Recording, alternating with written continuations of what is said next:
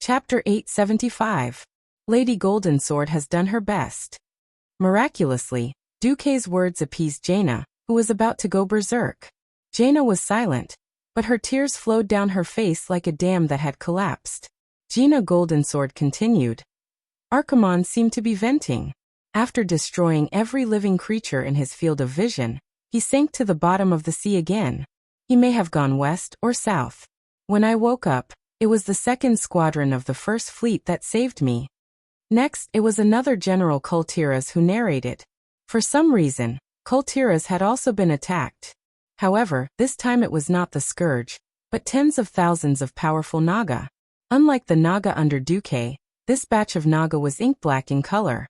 Their eyes are blood-red, just like those berserk orcs. The survivors seem to have heard that the leader of the Naga was called Vash. Vash. Duque blurted out. You know? Jaina grabbed Duque's sleeve almost instantly. Duque smiled bitterly. That's an even more powerful Naga clan in the depths of the Endless Sea. The Furious Scale clan under me can't even compare to the patrols of the Vash clan. Jaina did not speak, but she deeply imprinted the name Vash in her heart. The general continued. The island of Kultiras has been destroyed. His Highness then led the Imperial Guards to launch a desperate charge against Vash, but was shot to death on the dock on the spot. Many survivors saw it, and the young Highness ship was destroyed. No one would have thought that Kultiras would be destroyed almost overnight, and the main bloodline would be wiped out. Jaina Goldensword gritted her teeth. Kultiras has been destroyed, but Kultiras is not the first country to be destroyed, and it will probably not be the last. Your Highness Jaina Proudmoore, the heavy responsibility of restoring the country now falls on your shoulders. Your Highness, please ascend the throne as soon as possible and restore Kultiras. In response to her words, the civil and military officials of Kultiras all knelt down. Your Highness Jaina Proudmoore, please ascend the throne. Jaina was silent for a good 5 seconds. She glanced at Duque and wiped the tears off her face. Enthronement. I will. This is my responsibility as Proudmoore's son. But now please leave. I want to be alone with my father. Observing a moment of silence for the ancestors was the right thing to do. A group of generals filed out. Just as Duque was about to step out of the church, Jaina's voice floated from behind him. Duque, give me some time. Maybe 1 or 2 days. I'll leave Theramore and the tribe to you.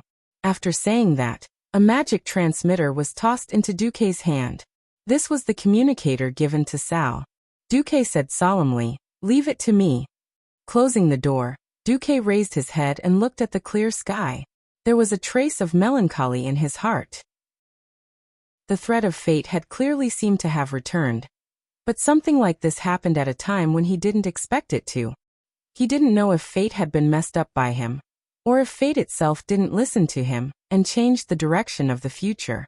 In his memory, although Prince Tandred wasn't very capable, after Dalen's death, he managed the half-dead Kultiras with fear and trepidation. He should have lived for a few decades. But now Tandred was dead. Jaina, who had been the uncrowned queen of Theramore, had been homeless for the rest of her life. But now, she was about to become the queen of Kultiras.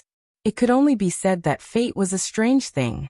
Duque suddenly realized that if he blindly looked at the future according to the original history, he would probably fail miserably. It seemed like there was no need to wait for the tribe to die. The death of a king was definitely a major event. Jaina could immerse herself in sorrow, but Duque couldn't.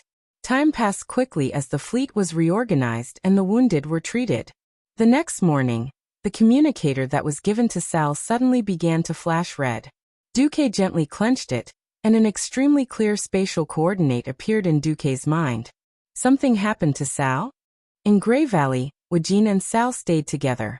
Sal held the communicator in his wide palm. Sal said in a deep voice, Wajin, I still don't think it's a good idea to attract humans. We have never been allies with the Alliance, not in the past, and it will be difficult to be in the future. I don't think humans will face this crisis with us. Jaina's group might choose to give up Theramore and go a little further south. Wajin sighed. He touched his long troll fangs. We have no choice. I don't have high hopes for that Jaina. Although she is a smart person, I always feel that she has a faint hostility towards our tribe. Of course, most alliances are like this. So if we want to cooperate, we must find someone with greater wisdom. At this moment, Sal suddenly found that the space not far from him began to fluctuate violently. Get out of the way. Varrock waved his hand, dispersing the nearby orc guards. Be careful, it's not Jaina. Wujin could see at a glance that the level of spatial fluctuations was on a completely different level. Sal nervously clenched the hammer of destruction in his hand. At the same time, Rexer beside him also clenched his twin axes. In the next second, a figure that Sal and Rexer were very familiar with appeared in front of them.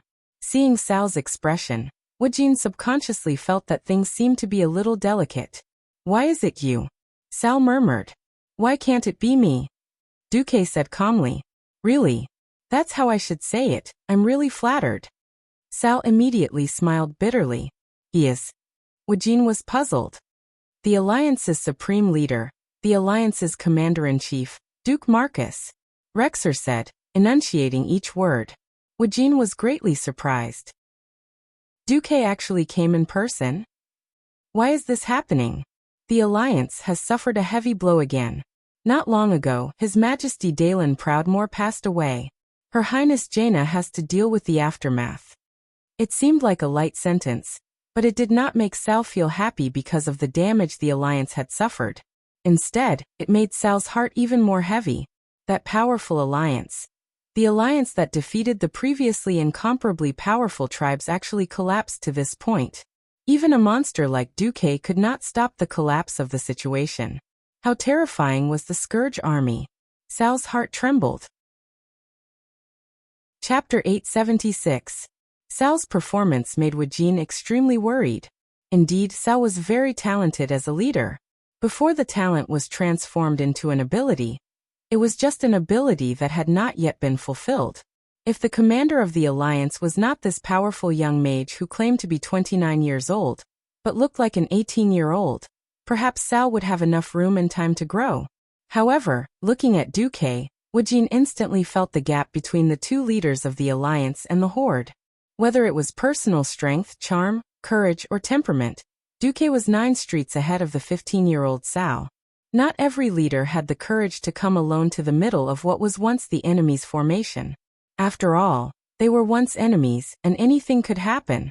Duke showed up, showing off his courage and insight without any scruples, as well as the strong magical aura around him that was like the sun. If it were an ordinary high elf mage, Wujin would have at least 70% confidence in killing him with his whirlwind blade that had been strengthened by troll witchcraft. Duque, from the moment he appeared, Wujin had an intuition that not only he and Sal, but all the orc guards around them were locked by some unknown mysterious power. As long as they acted rashly, what awaited them would be a thunderous blow that would kill them. This was not an illusion. Rexer seemed to be staring at the side, but his forehead was sweating. Varrock and Brock were both unusually nervous. Only Sal, his intuition sensed something else. Duque had no malicious intentions, at least not now. And Duque had a way to solve the problem. He still remembered what Orgrim had said before his death. Duke Marcus is the most terrifying enemy. You will never know whether or not you are dancing in the palm of his hand, even if you plan a 2-step, 3-step, or even 10-step scheme.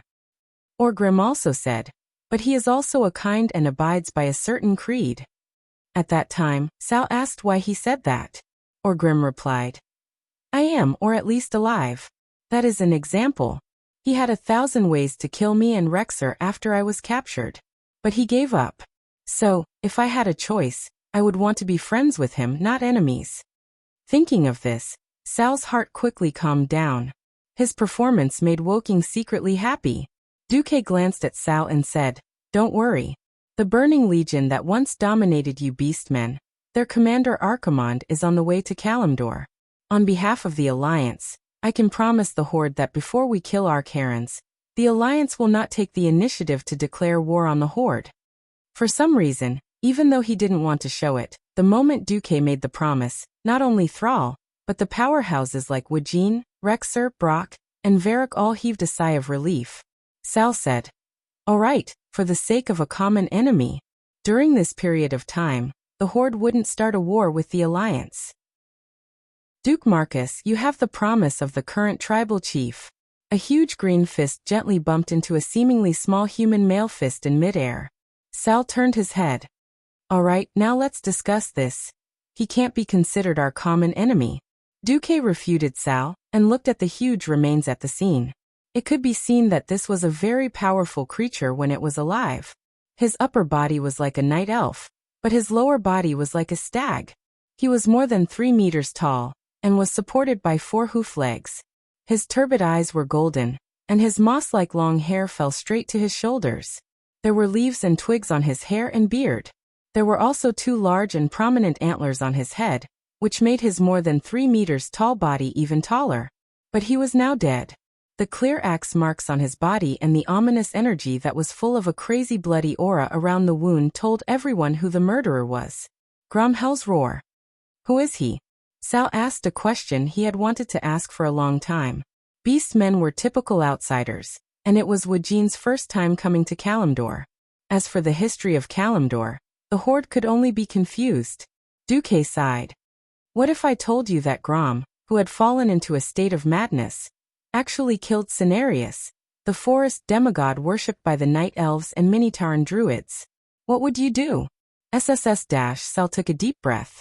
He could not imagine how the Horde's new friends, the Taran race, would treat them.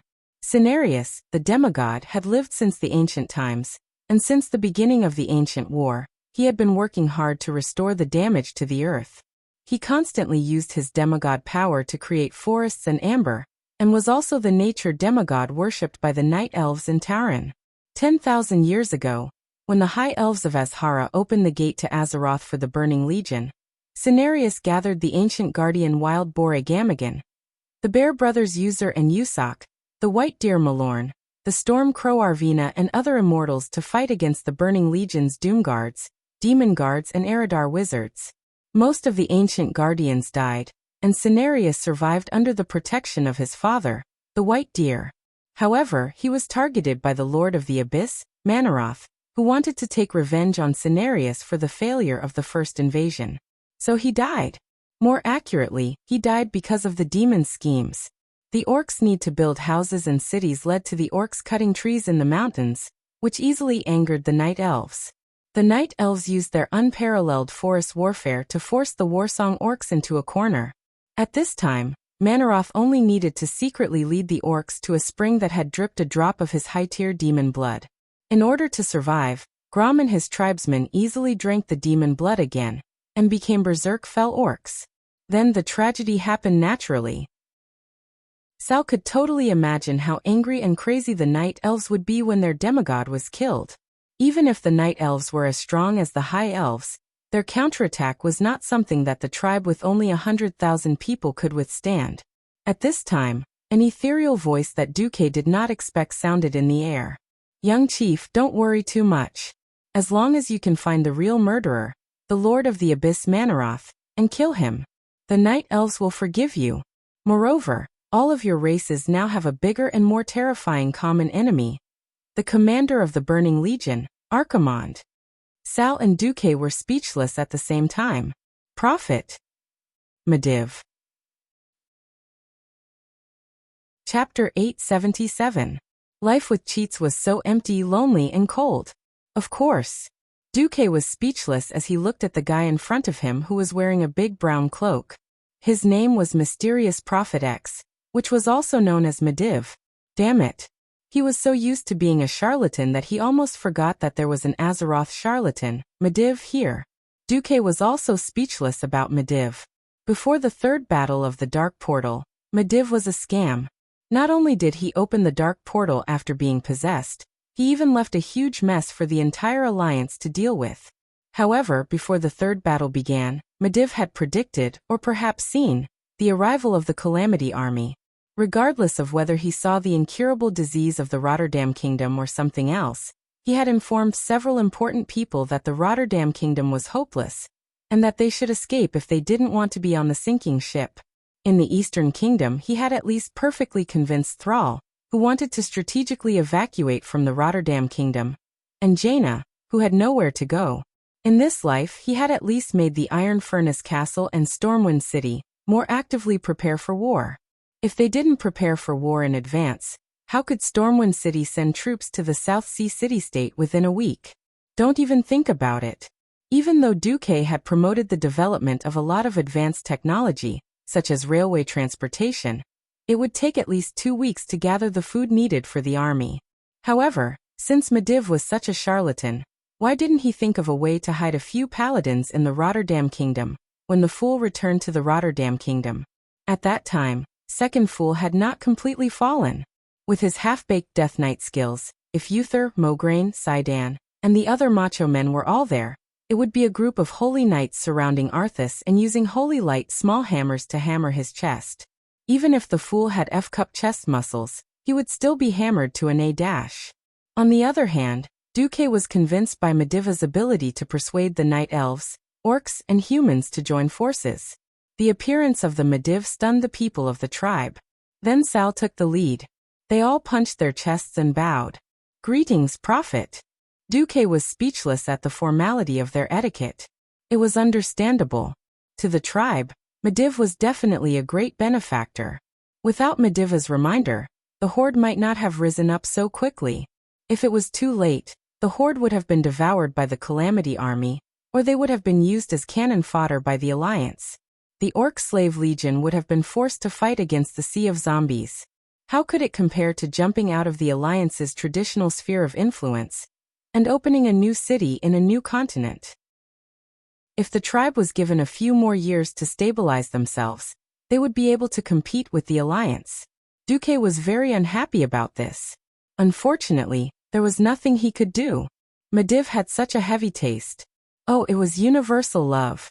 He actually got together with the female orc, Garona, and even gave birth to a mixed-blood titan, orc and human Medivh. Duque was already giving him face by not calling Medivh a traitor. All right. Whether or not a traitor was a traitor would be up to the later generations of historians to judge. Duque couldn't care less. He couldn't split the Burning Legion when they were facing a great enemy. Seeing Medivh, Duque also bowed. "Ah, Duque. Seeing you again, I'm sure both of us have complicated feelings." Medivh sighed. Once upon a time, Duque was just a small magic apprentice. He had outstanding talent, but was very far from the Breaking Dawn level. Duque was so close to becoming Medivh's disciple, although he didn't know if that was a blessing or a curse. The last time they met, he was already on the verge of death. Apart from some important instructions, he didn't say anything else. Who knew that after 15 years, the brat from back then would become the pillar of the Alliance today? Medivh walked over and sighed again. "Duque, you did well. I'm very pleased. If the Alliance didn't have you, the situation would be 100 times worse. But I think that since you sent an emissary to warn the Night Elves, you should agree with my plan to unite the Night Elves, the Alliance, and the Horde to deal with the most powerful and terrifying enemy, the Archaerans." Duque shrugged. "With you there, I feel that sending Ronin was unnecessary." Medivh shook his head. "No, with the Alliance's emissary as proof, as well as the magic fragments you sent Ronin, I managed to convince Tyron 3 days faster than I expected. With the Burning Legion able to reach Kalimdor at any time, even an hour is precious, let alone a day. But even if the Night Elves don't pursue the matter of Grom killing Cenarius, the Horde won't abandon our compatriots." Sar's words were immediately echoed by the other beastmen. "Yes, we beastmen won't abandon any of our compatriots." Lexa raised his axe. "We won't sit by and watch as the Warsong tribe is destroyed," Varrock replied. "Is there no way to save Grom?" Brock and the other beastmen shouted. Medivh frowned. "I can teach you a magic formation that can purify the demon blood in the Warsong beastmen. But I've already lost most of my magic, so..." Duque took the initiative. "I'll set up the magic formation." "Then what?" Medivh looked at Sar, Duque, and the others. "We have to make sure that Grom isn't injured as much as possible, and it's best if he's conscious when he enters the magic formation. The more heavily injured he is, or if he's unconscious, the weaker his willpower will be. The more corrosive the demon blood will be to his soul and body. After all, this isn't the first time he's drunk demon blood. If it gets worse this time, He'll never be able to get rid of the demon blood addiction. Sar and the others were suffering. Even though Grom Hellscream was a little old now, he was still the undisputed #1 warrior of the entire tribe. This wasn't a title he'd given himself. It was a battle record he'd earned. Along the way, Lexa, Varrock, Brock, and the others who didn't use pets were no match for Grom. As a hero of the older generation, Grom knew very well that a wise leader was needed to lead the tribe in times of crisis. Thus, he was like a door god, blocking all the beastmen's path of challenging Sar with Makara. He was so strong that Sar had originally prepared for a group of strong beastmen to knock Grom out with hammers and drag him back. Even so, there was only a 50% chance of success. No one knew how ferocious Grom would be after drinking the devil's blood again. Now he was saying that they couldn't knock him out or seriously injure him. What could they do? The beastmen were all dumbfounded. "Let me go," Duque suddenly said. Chapter 878. The situation was very clear. It was not that the horde would not act until they saw the rabbit, but that there was no way to deal with Manaroth. The orcs would always feel that someone was holding a dagger to their carotid artery. This was the second time that the orcs had been tricked into drinking demon blood. Moreover, Manaroth was the vanguard of the Burning Legion. If he was not dealt with, the army could not be assembled at all. Since they were going to save Lord Howl Grom anyway, it was better for Duque to be generous and let him handle it. As for the magic circle, the horde was confused. At this point in time, the horde had yet to establish contact with the shaman in their hometown. Even Sal himself was just a standard warrior, and he was not the powerful person who cultivated both magic and martial arts in the future. Duque easily found a magic node in Grey Valley, which was a moon well. He then released dozens of hands of magic, and set up a dazzling magic circle. Seeing this scene, the horde fell into silence. Wujin gently encouraged Sal. "Don't be discouraged. The lifespan of humans is short, and a monstrous talent like Duque might not appear in 1,000 years. In other words, Sal was younger. At most, he could wait until Duque died. Then Sal would be able to make a name for himself. The alliance is too strong. The rise of the horde depends on your decision, young chief." Sal nodded heavily. 50 meters away, a cross-shaped vein appeared on Duque's forehead. Although they were far apart, and Wujin deliberately spoke in the troll language that Sal could understand, the system elf's wide listening range and the ferocity of the translation software were too much for him to handle. "Hey, if I say that I'm immortal if I don't die at the hands of the demon, will your horde collectively jump into the sea and commit suicide?" Yes. Calm down, calm down. The magic circle did not require much effort. Rather than saying it was a magic circle, it was more like a simple exorcism circle. As long as there was enough Stratholme holy water and moon well, everything else was only auxiliary. The moon well was a good thing. As the name suggested, the moon well was inextricably linked to the Well of Eternity. It turned out that after the Well of Eternity exploded 10,000 years ago, the energy of the well water formed the Azeroth magic web that we are familiar with today, while some other scattered energy was scattered all over the world. Hence, the Night Elves rebuilt the scattered energy into the moon well to serve the Night Elves. Legend had it that the moon goddess slept in the Well of Eternity during the day. The Night Elves believed in the moon goddess, so they named the wells created by the scattered energy of the Well of Eternity as moon wells. As the purest energy liquid, as long as the moon well wasn't overly polluted, it would have a purifying effect. Duque still remembered the days when he used to purify devil cloth into moon cloth to earn some money in the game. Once everything was settled, Duque spent about an hour to catch up to Grom and his warsong beastmen under the guidance of Lex's scouts. He dismounted from the wyvern and looked into the distance. They had just attacked a night elf base, and the fell orcs were wildly destroying it. Duke Marcus, seeing that they will also be participating in the upcoming war against the Burning Legion. "Please try not to hurt them," Lexa said in a low, muffled voice. "You don't have to tell me, I will." Duque walked toward the camp filled with flames and blood without looking back. On the other side, kill, kill, kill. Ow ow ow ow. A dark green-skinned night elf hunter stared at the sky with grievances. She had died a long time ago. She and her compatriots had died here after failing to fend off the fell orcs with all their might. However, the fell orcs controlled by the devil's blood did not let them go. Even in death, the fell orcs continued to attack the corpses, as if they were going to chop their corpses into pieces. Suddenly, the sky and earth darkened. A cold wind that seemed to come out of nowhere instantly extinguished the fire here, causing every fell orc to shiver. A huge illusion of Duque that was at least 15 meters tall appeared at the entrance of the camp. A voice amplified by magic rang out. Seeing the figure of the human mage with his cloak fluttering in the wind, almost every fell orc's scarlet pupil shrank. Especially Grom's hellscream. Duque's familiar and hated face easily evoked memories buried in his heart. Duque held his hands flat, palms facing up, looking like a clergyman ready to hug a lost sheep. Of course, in the eyes of the fell orcs, this was an extremely disgusting scene. Duque spoke, and with every sentence his huge illusion took a step forward. Who is it? Who foiled the Horde's plot to occupy Azeroth? Who is it?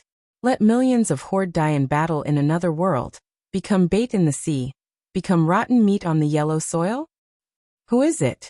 Defeated the great chief Orgrim in your hearts and turned him into a prisoner? Who is it? You were trapped in the wilderness for 13 years and lived a miserable life, living in fear every single day? Who else? Let hundreds of thousands of your compatriots become slaves. Let the next generation of beastmen grow up in a cage? 5 questions, one sharper and more provocative than the last. Not to mention Grom's hellscream and his warsong fell orcs in the camp, even Rexer, who was watching this scene from afar, could not help but tremble with anger. Sure enough, in the next moment, Duque announced the answer himself. The one who defeated the Horde was me. The one who made millions of Horde warriors die in battle was me. The one who dealt with your former great chief Orgrim was me. The one who made you unable to own any land and could only live in pain every day in fear of being besieged was me. The one who made the former warriors become human slaves was still me. At this point, the huge illusion of Duque showed an extremely evil smile that absolutely deserved a beating. Who am I? Am I not the great enemy of your Horde, Duke Marcus? Rexer, who was far away, knew that this was a type of provocation. He knew that Duque was now an ally of the Horde, but he just could not help but have the urge to hack Duque to death. If his clear-headed Horde was like this, how could the fell orcs, who were a little too hot-headed, endure it? Duque's illusion arrogantly swept his finger across the entire field. I am not targeting any of you. I am referring to all the fell orcs here. You are all trash. Not satisfied. Come and bite me? Chapter 879. For a moment Rexer's brain froze. In his impression, Duque was always so calm and collected, with the demeanor of a great general, a great commander. He always used light commands to send a large number of orcs to hell. Whether it was the first and second battle of the Dark Portal, or the recent battle of the Dalagen. Although the tribe had not figured it out before, how could they not think that Duque had deliberately given them heavy two-handed holy light weapons and dragged the tribe down with him? His ability to include enemies and enemies who were not his allies made the higher-ups of every tribe tremble in fear. That was why Rexer had always subconsciously thought that Duque was the kind of sinister pretty boy that the humans talked about. When had he ever seen a Storm Duke and the commander of the Alliance act like such a ruffian? On the other hand, even though he knew that everything Duque said was the truth, Rexer was still furious. He knew that Duque was helping the tribe to provoke him and taunt him. Moreover, it was a group taunt. Even if he was angry, he could only swallow it. The pain of being implicated made Rexer grit his teeth, as if he had a toothache. Rexer and the clear-headed scouts were already so angry, let alone the half-crazed fell orcs. Duque was an enemy to begin with. Duque's words were also asking for a beating. Then what was there to think about? *CK him. It was like a large bucket of ice water had been thrown into a pot of boiling oil. Including Grom, the fell orcs were completely enraged. A classic Loktar. The green tide formed by the fell orcs charged directly at the virtual image of Duque. Kill. Kill. Kill. Tear him apart. Kill Duke Marcus. The virtual image of Duque, who had just taunted them, turned around and ran without any heroic spirit. running away after acting cool. How exciting! The scouts here had made a big mistake. There were not 5,000 fell orcs nearby, but nearly 10,000. Behind them were nearly 10,000 fell orcs with their weapons raised, madly chasing after Duque. In front of him was the incomparably bitter Rexer. Lexa had never imagined that the sound of close to 10,000 evil beastmen roaring at the same time would be so shocking. It actually scared the wyverns so much that they flew into the sky and refused to come down. According to the original plan, they would sit on the wyverns and flee while letting Duque continue to release illusions to lure the violent guys on the ground. When Lexa finally managed to summon the wyvern, it was struck by Grom's flying axe, and there was nothing else to be done. The problem was that there were two pitiful figures leading a group of guards who had been driven out of the forest by the evil beastmen. Woking? Thrall? Lexa's eyes almost popped out. He immediately understood that Sal and Woking were still worried and had secretly followed him. Lexa was just about to ask Duque to lead the fell orcs away, but Duque, that bastard, led all these fell orcs in Sal's direction. Even a young hero like Sal felt weak when he saw thousands of his fellow countrymen with red eyes and saliva dripping from between their fangs. They could not be killed or hit.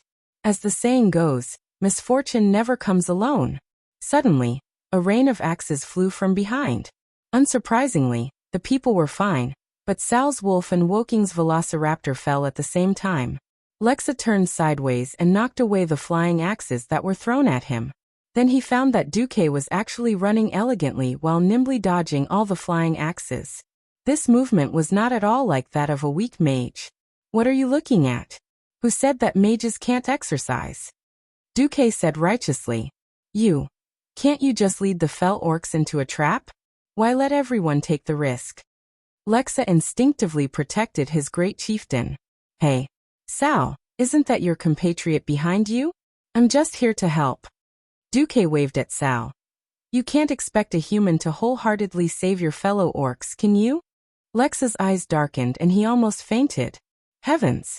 It took almost an hour for the wyvern to fly over. How long would it take to run back? The problem was that moon wells were not cabbages on the side of the road. According to Mediv, there were about 15 moon wells in the entire Kalimdor continent. The one in Grey Valley was already the closest. This distance was probably no less than 2 marathons of 80 kilometers. At this time, Sal had already run over to meet up with Duque. He gasped, Duke Marcus, letting us run back like this. Is this the plan of the highest intelligence commander of the Alliance? I'm afraid we'll be killed before we can run. Ring of ice. Duque snapped his fingers. A long wave of ice appeared out of thin air and pounced directly into the crowd of evil beasts behind them. The evil beastmen behind them suddenly slowed down, and many evil beastmen fell to the ground. At this time, the second wave of wyverns attempted to descend to meet Sal and the others. However, Grom did not go completely crazy. A few more flying axes scared the wyverns back into the sky. Duque shrugged.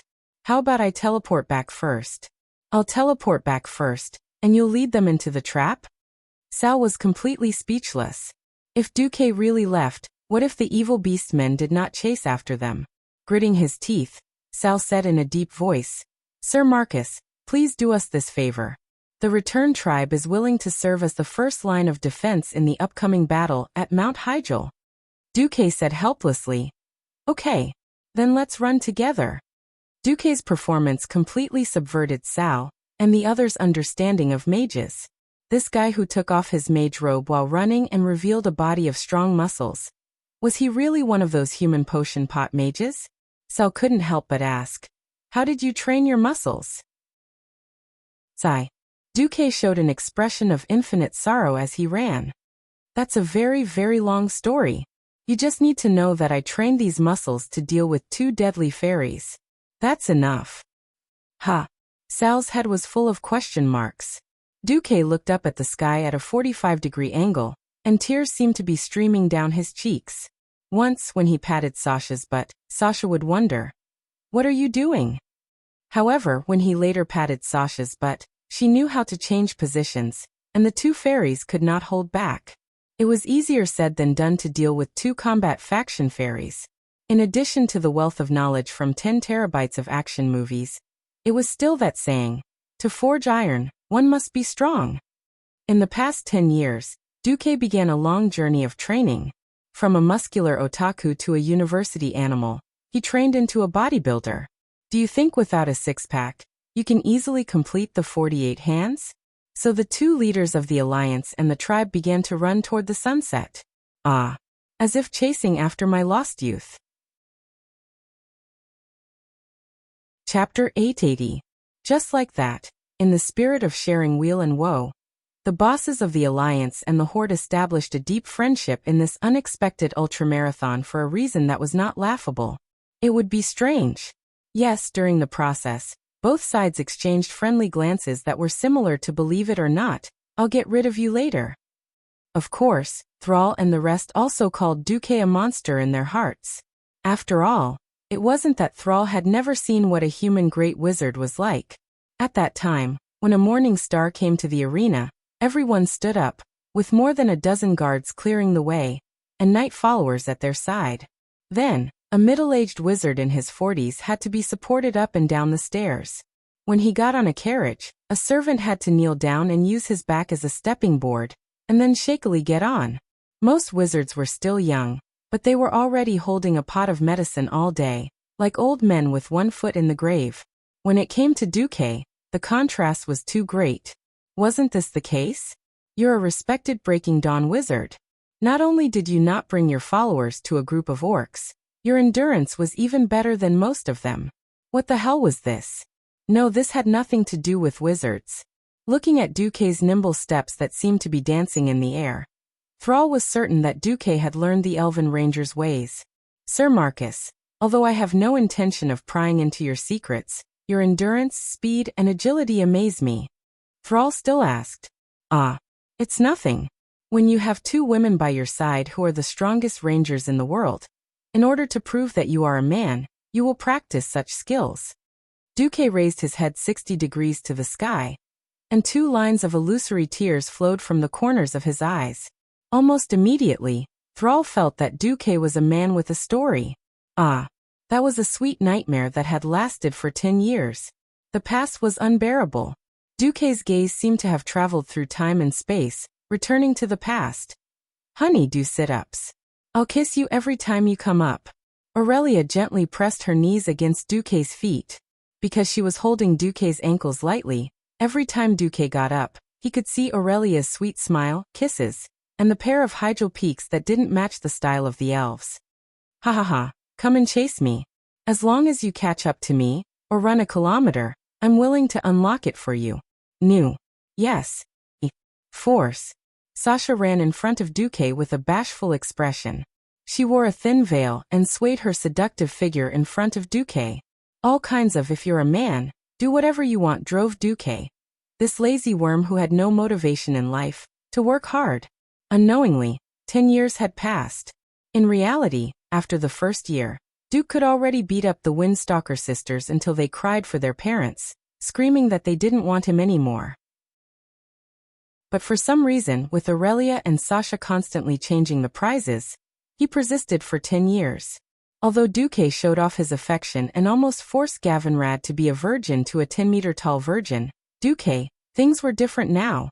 Without considering his profession skills, with just Duque's skills, he could definitely kick open the gate of Sarsgaard camp and shout in orc language, "I want to fight 10 of you." Then he would clean up a circle of people and walk out safely. The long run would eventually come to an end. From morning to evening, after listening to Grom's roar for nearly 8 hours. After Duque, I'll kill you. Shien finally lost his temper. Duque finally flipped out. In front of a huge well that emitted a blue glow, Duque stopped in his tracks.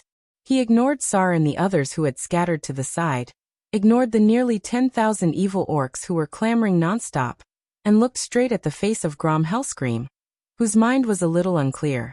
Duque arrogantly raised his left middle finger at Lord Howl with the international gesture. Well, actually, he was showing Lord Howl the ring on his finger with the Marcus family's emblem on it. Then he hooked his right index finger. Grom, didn't you want to kill me? Come on. In the wind, Duque's seemingly thin body seemed like it could be blown away. Coupled with the evil smile on his face, it looked like he was courting death. Sar had a feeling that Duque would succeed. Sure enough, after Duque's provocation, the tribe's #1 warrior, Grom Hellscream, roared and let out a thunderous roar. Then he jumped high into the air. Leap slash. Grom had practiced and used a seemingly ordinary attack skill that exposed his own weakness, no less than 1,000,000 times. After practicing it 1,000,000 times, even the most ordinary of moves would produce an unimaginable sublimation. It was a move that surpassed a warrior's skills and violated most of the common sense of physics. When Grom's burly body jumped to the height of a 5-story building, his axe, which was glowing with a bloody light, suddenly began to accelerate unscientifically. If the initial momentum was like a meteor falling to the ground, then the second half was like crossing dozens of meters of space and arriving in the blink of an eye. Great Chief Sar could not imagine how Duque could survive this move.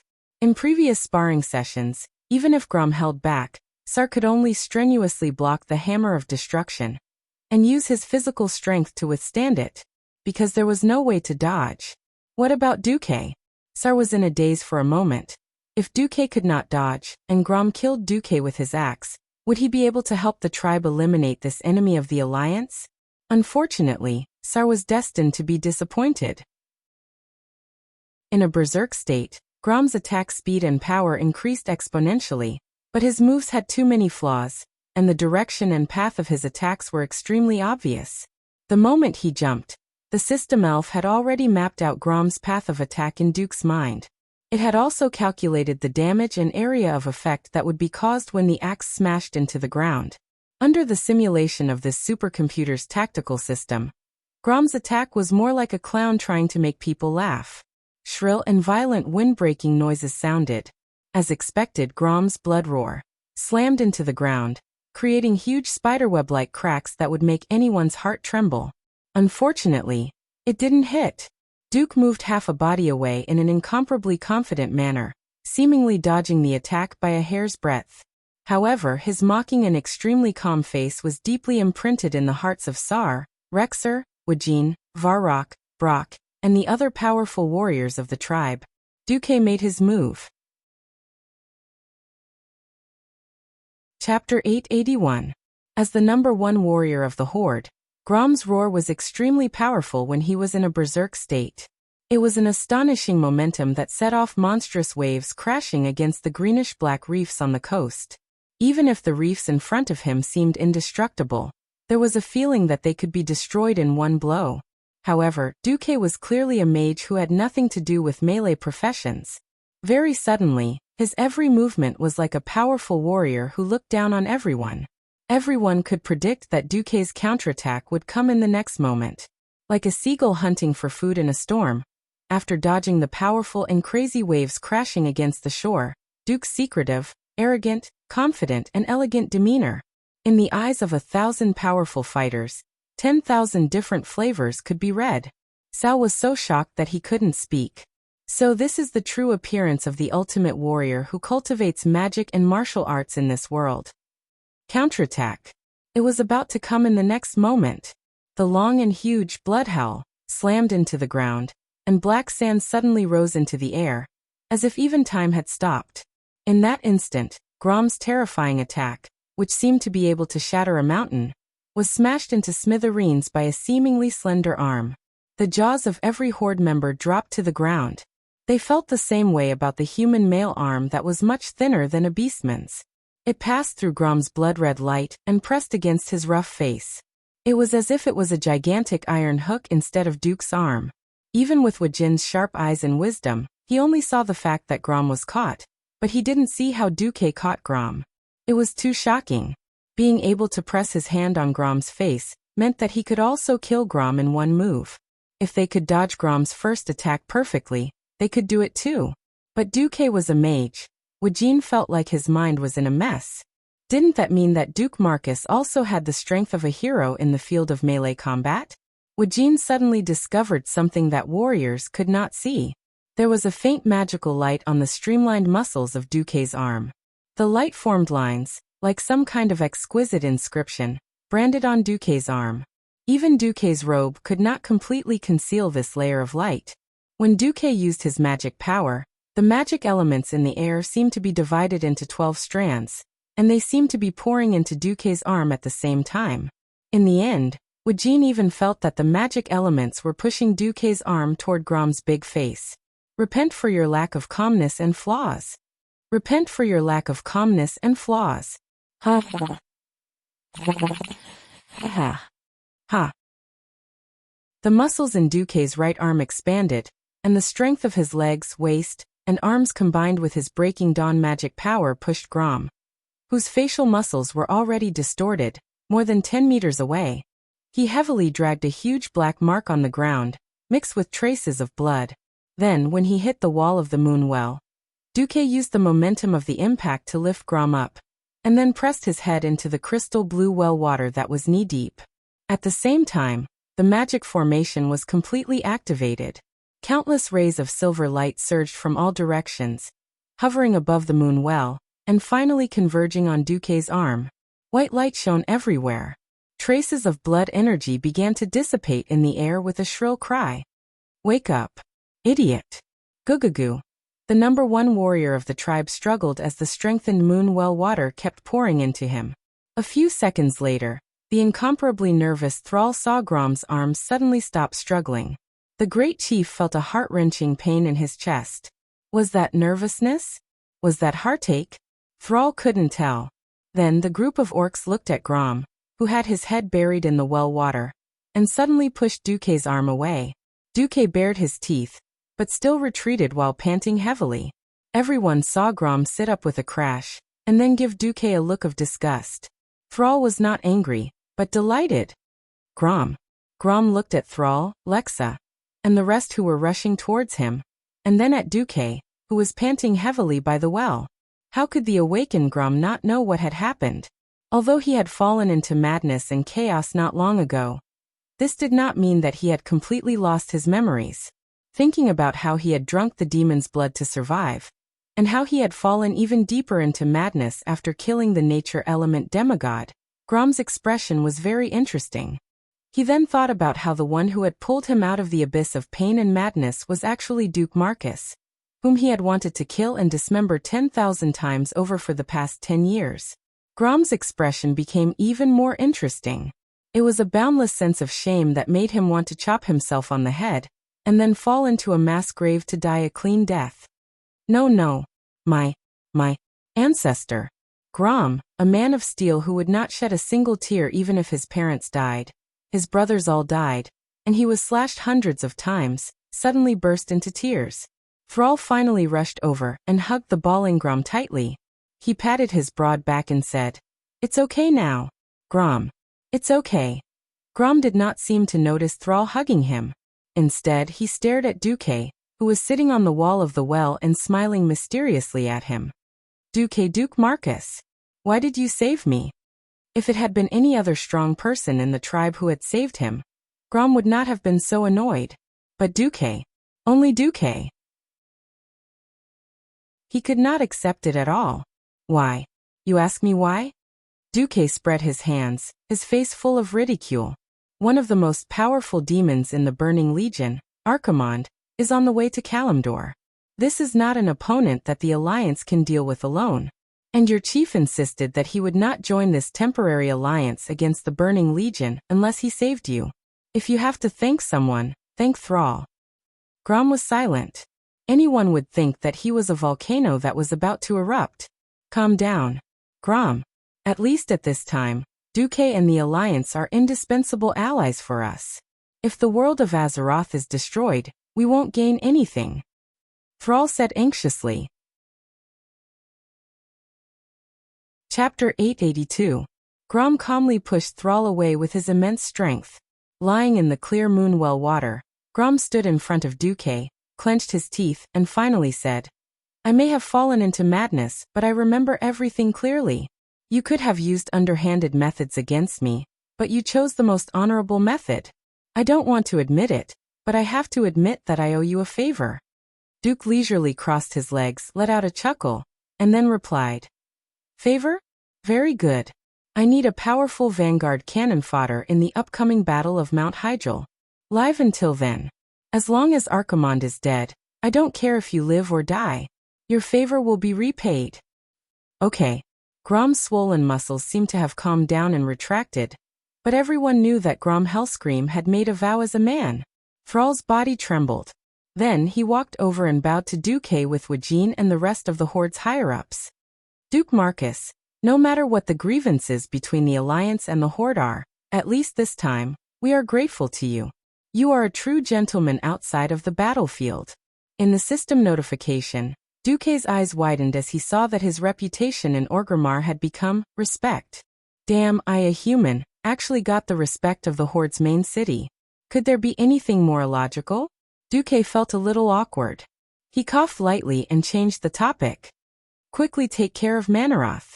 We'll meet up with the Night Elves representative and discuss how to deal with Archimonde. With that, Duque turned and left. On the other side, Grom roared with his famous lung capacity. You bunch of idiots, are you done being crazy? If you are, come over and drink the water from the moon well. The Horde needs you to be clear-headed. The Warsong orcs, who had just recovered from the shock of the magic formation, but were still not fully awake, were obedient like grandsons under the command of their chief. They eagerly came over to drink Grom's bathwater. To be precise, it was the water from the moon well after someone fell down. Of course, the orcs, who were never particular about hygiene, didn't care about such details and drank it all the same. After living a barbaric life, every orc's stomach was like an incinerator. After everything was over, Duque and the tribe's experts gathered again. Thrall said, I have obtained the guidance of the prophet. According to the curse left in Grom's body, we can trace it back to the source and find the Lord of the Abyss, Manaroth. As long as we can kill him, the bloodthirsty curse that has plagued the orcs for a long time can be removed. At the mention of this brutal and crazy bloodthirsty curse, the expressions of almost every beastman of the older generation changed. The new generation of beastmen might not be able to understand it, but only the first batch of beastmen who had drunk the demon's blood would understand how terrifying the impulse to destroy and slaughter every night was. Destruction. Slaughter. Fresh blood. It was like a traveler dying of thirst in the desert, thirsting for water. Everything was so crazy, yet so natural. Grom had once thought that the ancient tree in front of him was Duque when he was half awake. He had used his fists and claws to smash the tree into pieces, even tearing out the roots and using his fangs to bite them off. Yes, in the illusion he had bitten off Duque's neck. However, Duke was standing in front of him. He knew that he shouldn't attack Duke, and this human with a faint, confident smile had done him a favor. Grom was extremely conflicted. However, he still had to do what he had to do. Moreover, he had to break the orc's fate of being controlled by the Burning Legion. After this incident and seeing his compatriots easily fall into madness under the influence of the demon's blood, Thrall clearly understood that he had to cut off the source of this curse. At this moment Thrall, who was still in the whirlpool of fate, did not know that he was fated to lose Grom Hellhowl, the strongest of the Horde. Let's go. Duque stood up, letting his blue and white cape flutter in the wind. The final result was very different from the original history. Worried about the curse's influence on the previous generation of orcs, not only did they not bring ordinary soldiers, but Varrock and Brock also stayed at the border between the Barrenlands and Grey Valley. The final members of the Abyssal Lord's team were Thrall, Grom, Duque and Wajin. Grom gripped the blood curse sensor that Medivh had given him. In his field of vision everything changed. The world turned black and white. Then a wisp of bloody mist that should have been invisible to the naked eye floated toward him from afar like a thin silk veil. Finally, it connected to his chest. Follow me. Grom carried Bloodhowl and strode towards the land of destiny. No matter how terrifying the demon lord was waiting for him, he knew that he had to go. That was his duty. Grom Hellhowl. It was also his destiny. Surprisingly, Manaroth's location was not too far from the entrance of Grey Valley, but it was very well hidden. Without Grom leading the way, perhaps even the local night elves would not know that there was a small valley between the mountain streams that was completely unaffected by the outside world. Less than 500 meters into the valley, the entire scenery changed. It was no longer lush and lush like in Grey Valley, full of birds and fragrant flowers. Instead, it was filled with the color of defeat. The entire sky suddenly turned from a sunny morning into a dark and gloomy midnight. Evidently, the evil magic of the Abyssal Lord was affecting the surrounding space. His eyes were filled with lava. Amidst the grayish-black volcanic ash, there were countless vague lava streams that flowed from top to bottom. High temperature. Their nostrils were filled with the sulfuric smell of the burning plains, and their feet were full of volcanic ash that squeaked when they stepped on it. Mixed with a large amount of evil magic, the fire elements rolled irregularly in the air, and the turbid smell was nauseating. Not to mention Thrall and Grom, who did not have very strong senses, even the extremely sensitive forest troll hero Wujin, and Duque, who had the help of the system elf, could not sense the existence of Manaroth. Suddenly there was light in this blazing world. It was a terrifying sword light that seemed to be able to split the entire world in half. A double-headed greatsword more than 15 meters long broke out of the volcanic ash under their feet, and easily attacked Wujin and Duque at the back of the team. Wujin was seriously injured in just one move. Chapter 883. Woking had never been a flimsy man. The troll looked thin, but that was purely because of his body proportions. Even though he looked thin, Wujin's arms were still thicker than Duque's thighs. Wujin, who was 2.3 meters tall, was half a body taller than Duke, who had grown to 1.83 meters in the void, perhaps because he ate something wrong. Despite being an agility-type hero, Wujin was still hit by the terrifying greatsword. If Wujin had not used his signature long rod and spinning blade to block the attack, no matter how strong the troll's regeneration was, he wouldn't have been able to save him. Like a cannonball, Wujin was sent flying 100 meters away and directly left the stage. Originally, the trajectory of the cold crescent sword light from Manaroth's giant sword had also covered Duke. However, the Lord of the Abyss did not expect that Duke, who should not have been able to react in time, would not have used flash or ice block to save his life. Instead, he leaned back as far as he could and got into an iron plank position to avoid this fatal attack. This gave Duque precious time to counterattack. Behind. Following Duque's roar, Thrall and Grom, who were the vanguard, immediately reacted. When they turned around, they saw Duque throw out a gorgeous magic brilliance like a waterfall and hit the Lord of the Abyss. It was like a waterfall from the ground to the sky. The dazzling golden flame shockwave was mixed with the holy light that should not belong to a mage. However, it was not enough. After the huge double-headed greatsword failed to cut Duke, under the control of the huge arm filled with explosive power, it spun around and stabbed into the ground. A scarlet shockwave exploded in front of the huge body of the Lord of the Abyss. Completely unable to withstand it, Duque could only flash and retreat to Grom's side. At this moment, Manaroth, who had crawled out of the ground, showed his terrifying figure. The history books described the Lords of the Abyss as an outstanding power that could destroy all life. These huge, dragon-like fellows with a pair of repulsive wings came from the Netherworld, the farthest corner of the universe. As for Manaroth, he was the cream of the crop. His entire body felt extremely bloated, and his lower body was more like a pot-bellied four-legged lizard. From the tip of his stomach to the tip of his tail, he was at least 20 meters long.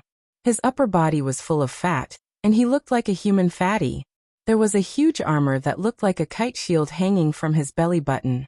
His upper body was bare, but he wore 2 shoulder pads that were full of sharp spikes. He had a pair of huge curved horns that looked like mammoths and a big mouth full of fangs, which made him look extremely ferocious. The Abyss Lord looked at the young Sal, and let out a chilling laugh. Hee. Sal, I knew you would come. I also saw that you brought the powerful Hellscream with you. His blood belongs to me. So does your entire pitiful race. The only thing I didn't expect was that you would bring the Burning Legion's biggest problem in Azeroth, Duke Marcus. Very good. You're really good. Green saliva dripped down from the intersecting fangs. When the saliva dripped onto the volcanic ash, it actually made a creaking sound similar to acid corroding the ground. Sal couldn't help but narrow his eyes. This young chief of the horde suddenly took a step forward and slammed the famous hammer of destruction on the ground. Bang! Sand and stones flew everywhere. This wasn't a meaningless venting. This was the beastmen's favorite way to boost their spirits. After roaring, Sal shouted, "Duque! I'll go first." Duque replied in a low voice, "I'll cover." This was the first real cooperation between the two leaders of the Alliance and the Horde. Last time when the Dalajan besieged Earthes, Sal, who lacked a proper weapon, was more of a bystander. However, this time, the cooperation between the two was as seamless as if they had worked together thousands of times before. 1,024 hands of magic appeared in the air in an instant. The sudden burst of icy arrow rain made the temperature of the entire world suddenly drop by more than 20 degrees, from the hot midsummer into the biting cold winter. Thrall swung the hammer of destruction, like a meteor hammer when the ice crystals pierced through the void and stabbed into the huge body of the Lord of the Abyss. The large square-headed hammer that was larger than a human head began to bloom with a dazzling light. A moment ago, it was just like the light of a lighthouse in the night, and the next second, it was already a small sun full of destructive power. Ha-dash, the air in the lungs was compressed by the strong muscles, as if every milliliter of air was converted into oxygen to support the next blow. Sal used all his strength to throw the hammer of destruction. Just as the Lord of the Abyss was busy defending against Duke's breaking dawn magic, the hammer of destruction arrived before he could recover. Boom! An earth-shattering explosion. Even with Manarotha's huge body, the powerful destructive power of the hammer of destruction still forced him to take 3 big steps back. Unfortunately, even with the full power of the hammer of destruction, it still could not break the defense of the thick hide of the Lord of the Abyss. Ha ha ha ha. Manaroth laughed wildly. Although it's a good effort, unfortunately, it's meaningless. The next moment, the huge Lord of the Abyss charged over faster and fiercer than a rhinoceros. Boom! The double-headed giant sword emitting an evil aura easily smashed the limestone ground the size of a basketball court into pieces. The powerful shockwave sent Sal flying, who had clearly dodged the attack, and Duque had to flash dozens of meters away again. The powerful shockwave also flipped Grom over. Manarotha's huge body stood in front of Grom Hellscream and laughed sinisterly. That child Sal believes that you will definitely be saved. But he does not know what is burning in the depths of your soul. When that thing is in your heart, you will know that we are actually all the same. The murmur burrowed deep into Grom's chest, pierced his heart, and plucked at the weakest chord in his soul. It was a string that could easily cause him to fall into madness and slaughter with just a slight tug. His soul was falling. His soul was falling. He found that his body and soul seemed to be enjoying this desperate, painful, and sweet madness. No. Grom let out a roar that sounded like it came from hell. Chapter 884. Beastmen will never be slaves. The deafening roar resounded through the entire Grey Valley, sending all the rocks that were still unstable in the surroundings flying. Grom started sprinting at high speed. The anger pumped out of his heart burned through his entire body. The anger that had accumulated in his chest needed a place to vent. The unyielding will hidden in the depths of his soul drove him. 1 step, 2 steps, 3 steps. His well-trained sense of distance told him that it was enough. He stomped hard on the ground with his left leg, and his burly green body soared into the sky with an aura that defied gravity. The blood roar that was held high gave people the illusion that it was going to burst through the gray sky. That was not his attack alone. That was the beastman's struggle against fate. That was the race's endless desire for the future. He waved his hands, and the axe flew up. The blood moon rose, and the axe flashed. From the battle against Gollin in the mountains of Draenor to the Blood War Alliance in the vast lands of Azeroth, Grom Hellhowl had traversed hundreds of thousands of miles between 2 worlds and 3 lands with Bloodhowl. He had never feared anyone. One axe to split the world, who did not recognize him. The curved axe light. At first it looked like a blood moon, but it suddenly became a rainbow that traversed space and time. Everyone could see that the axe did not change, and everyone could see the trajectory of the axe. But even though they could see it, they could not block it. The Lord of the Abyss, Manaroth, was not a light human or elf. He was a huge demon that weighed more than 10 tons. From the start he had felt that something was wrong. As the loyal dog of the Arch-Herons, and the vanguard of the Burning Legion, he had destroyed countless planets and destroyed countless races that he saw as inferior. He had traversed the universe for 3,000 years, but he had never seen such a brilliant axe light. Manoroth did not know how much damage he would suffer if he was hit by Grom's axe. He did not dare to imagine it. He roared and swung his huge double-headed sword at the sky. Cleaving Grom in half in midair was his only chance. But the terrifying brilliance of the sword only flashed for a moment before it missed. At that moment, he realized that Duque had used an inconspicuous Radiant Moon arcane missile that contained Breaking Dawn magic power to hit the edge of the blade. It was a hair's breadth away. The error was 1,000 miles. The Lord of the Abyss's sword narrowly missed Grom's side. He swung at empty air. The next moment, the blood-red axe light flashed and disappeared. She slashed at his chest with all her might. Every ounce of Grom's strength, every drop of his fury, as a warrior, was poured into this strike. Moreover, the blade of this terrifyingly powerful legendary weapon had perfectly struck the only weakness on the Lord of the Abyss chest. It wasn't supposed to be a weakness. After being hit by the semi-artifact, Hammer of Destruction, it became a weak point. Sal's previous desperate attack was not meaningless. Impossible. The gigantic Lord of the Abyss let out the last painful roar of his life. The violent demonic power contained in his body began to erupt uncontrollably. It was as if a nuclear explosion had occurred. It symbolized complete destruction. It symbolized inevitable death. Thrall, who had just regained his senses, did not even have the time to stand up. He could only watch helplessly as Grom Hellhole, who was both a teacher and a friend, a subordinate, but more like a guardian god, roared and was engulfed by the destructive light of the Abyssal Lord's final self-destruction before his death. Grom, who had just attacked with all his strength, could not escape in time.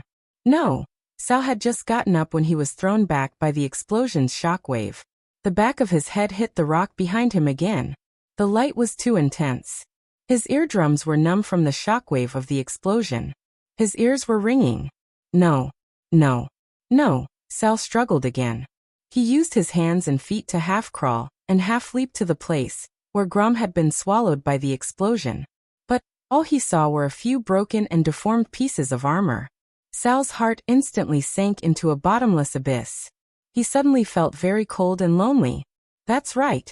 He had great ambitions. He wanted to bring the suffering orcs out of the quagmire of pain and tragedy. But he was too young. Even if he did not want to admit it, he still yearned to learn more from the older heroes. He instinctively chased after the figures of Orgrim and Grom. He had never said it out loud, but he really admired them. Now, Orgrim had died tragically under Arthas Frostmourne. Now it was Grom's turn. He had sworn that he would never cry again, because the orcs had shed enough tears. At this moment, Sal could not help but kneel down and howl at the sky. No, Grom. No. Originally, this should have been an incomparably sorrowful scene. Unfortunately, a coarse voice that was barely breathing interrupted this scene. Brat, I'm not dead yet. What are you screaming for? Ah. Sal almost doubted his ears. His thick neck was like a rusty axle, making creaking sounds. He could not turn for a long time. He did not dare to believe his own senses. But there was indeed an orc panting heavily behind him.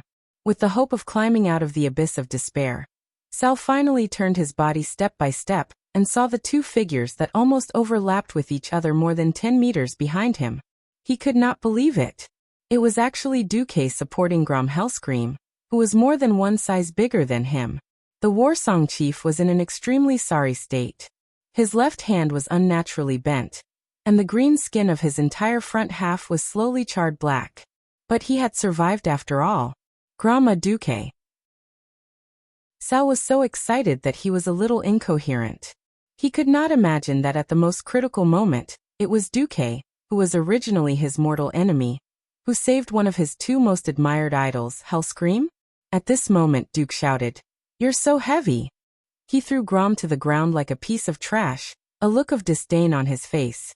How long has it been since you last bathed? Looking at the cursing Duque, Grom, who was lying on the ground, laughed. For your sake, I'll learn to bathe like you humans every day if I have the chance. After laughing with great difficulty, Lord Howl's face suddenly darkened. He was indignant. I seem to owe you a life this time. Duque patted the dust off his body and looked at Manarotha's mountainous corpse. "You can return it to me on Mount Hyjal," he said calmly. This was not being polite. In the latest intelligence, Duque saw a name that should not have appeared in the historical Battle of Mount Hyjal: Demon Lord Kazak. Chapter 885. Duque was not sure if Kazak's soul had completely entered the world of Azeroth. If he was like Archimonde, with both his soul and body in this world, then there would be a chance to get rid of the two great demons once and for all. Of course, on the other hand, this also meant a lot of pressure. According to the original history, there were a total of 5 bosses in the Battle of Mount Hyjal, including Archimonde. Even an orc hero with the best stamina would not be able to take it, let alone a human hero with even worse stamina. Duque really did not want this change in history. He could successfully get rid of Kazak last time, because Duque had the support of the Red Dragon Queen, Alexstrasza. This time, the dragons were obviously premeditated by the Burning Legion. If he really wanted to get rid of Archimonde like in history and let Archimonde's grave next year, Duque would have to put in more effort. Saving Grom Hellscream was Duque's first step. For someone like Lord Hell to die in the hands of a mere Lord of the Abyss, it would be a waste of his talent. If he were to die, he should at least die in the hands of a great demon like the Burning Legion's leader. Yes, first get rid of Archimonde. It would be best if Lord Howl, Thrall, or something perished together with Archimonde, ending the alliance and horde disputes for who knows how many years. That would be perfect. But he was afraid that fate would play tricks on him. Duque really did not dare to compliment the goddess of fate. If she was unhappy and slammed the table saying, "Your alliance already has Lothar, the old bastard, and the horde needs an old scum," or something, then Duque would be embarrassed. Alright. First get rid of Archimonde, then leave the rest to fate. Back to 2 weeks ago, on Mount Hyjal, more than 9,000 years ago, Illidan built a second well of eternity here for his own selfish desires. Later, the dragons that survived the cataclysm came to the home of the Night Elves. The red dragon Alexstrasza, the green dragon Isra, and the bronze dragon Nozdormu looked down at the peaceful home of the druids, and the fruits grown by the Night Elves. The powerful druid Malfurion welcomed the dragons, and told them about the new well of eternity. The dragons were shocked when they heard the terrible news. They thought that as long as the well of eternity existed, the Burning Legion would not give up the idea of conquering this world. Malfurion made a pact with the 3 dragons to ensure the safety of the well of eternity, and to ensure that the minions of the Burning Legion would never find a way back to this world. The giver of life, the Red Dragon Queen Alexstrasza, cast a magical acorn into the center of the well of eternity. As soon as the acorn came into contact with the magical lake water, it began to sprout and grow into a giant oak tree. The roots of the tree reached deep into the bottom of the lake, and the huge canopy almost covered the entire sky. This huge oak tree was the eternal symbol of the Night Elves' harmonious relationship with nature. The life energy it emitted could slowly spread and heal the wounds of the entire world. The Night Elves named their world tree Nordrassil, which meant crown of the sky, in the language of the Night Elves.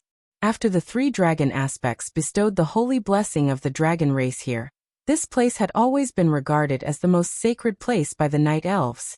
For more than 9,000 years, this place had been guarded in the strictest manner, and the teachings of druids and other nature teachings had been spread here. 9,000 years of peace had passed just like that. On this day, this sacred place that had never been set foot on by creatures of other races for more than 9,000 years welcomed a strange team. As many as 24 elite guards escorted these few unshackled guests to the front of the temple of the moon goddess Elun. When the envoy, consisting of 2 humans and 2 high elves, arrived at the entrance of the temple, the 2 female temple guards sized them up. They were, of course, Ronan, Bridget, Lilith, and Riataline, who were here to send a warning to the Night Elves. They were also sizing up these Night Elven guards that had only existed in legends for thousands of years. They weren't wearing long robes, but were instead wearing shiny silver breastplates and pleated skirts. There was a pattern of a crescent moon in the middle of the breastplates. The moon goddess temple was filled with female priestesses. According to the introduction of the Elven Guard captain along the way, most of them could ride and shoot, and were proficient in tactics. For example, the leader of the Night Elves and the chosen of the moon goddess Elun, Tyrant Whisperwind, was an excellent archer. After the announcement, the guards signaled for Ronan and the rest to enter. Under the guidance of a priestess in a white robe and a team of 6 guards, Ronan entered the moon goddess temple. As soon as he walked in, Ronan felt the moonlight sprinkling on his body. It was gentle and comfortable, as if the moon goddess had stretched out her soft, motherly hand to caress him. The rectangular room was surrounded by tuberose, and there was a large stone tablet in the middle for the priestess to give a speech. The circular stone path leading to the stone tablet was carved with complicated patterns, all of which were pictures of the waxing and waning of the moon. As he walked along the winding corridor, he found that no matter where the moon was in the sky, the gentle moonlight would always illuminate the entire room. They came to a corner on the second floor that was half surrounded by vines, and the priestess leading the way said softly, "Please wait here." Ronan walked to the center of this small space, and after pacing for a while, he heard Bridget say, "You should sit down. It will help you calm down." Ronan sighed, and still sat on the stone bench that was probably used by the priestess.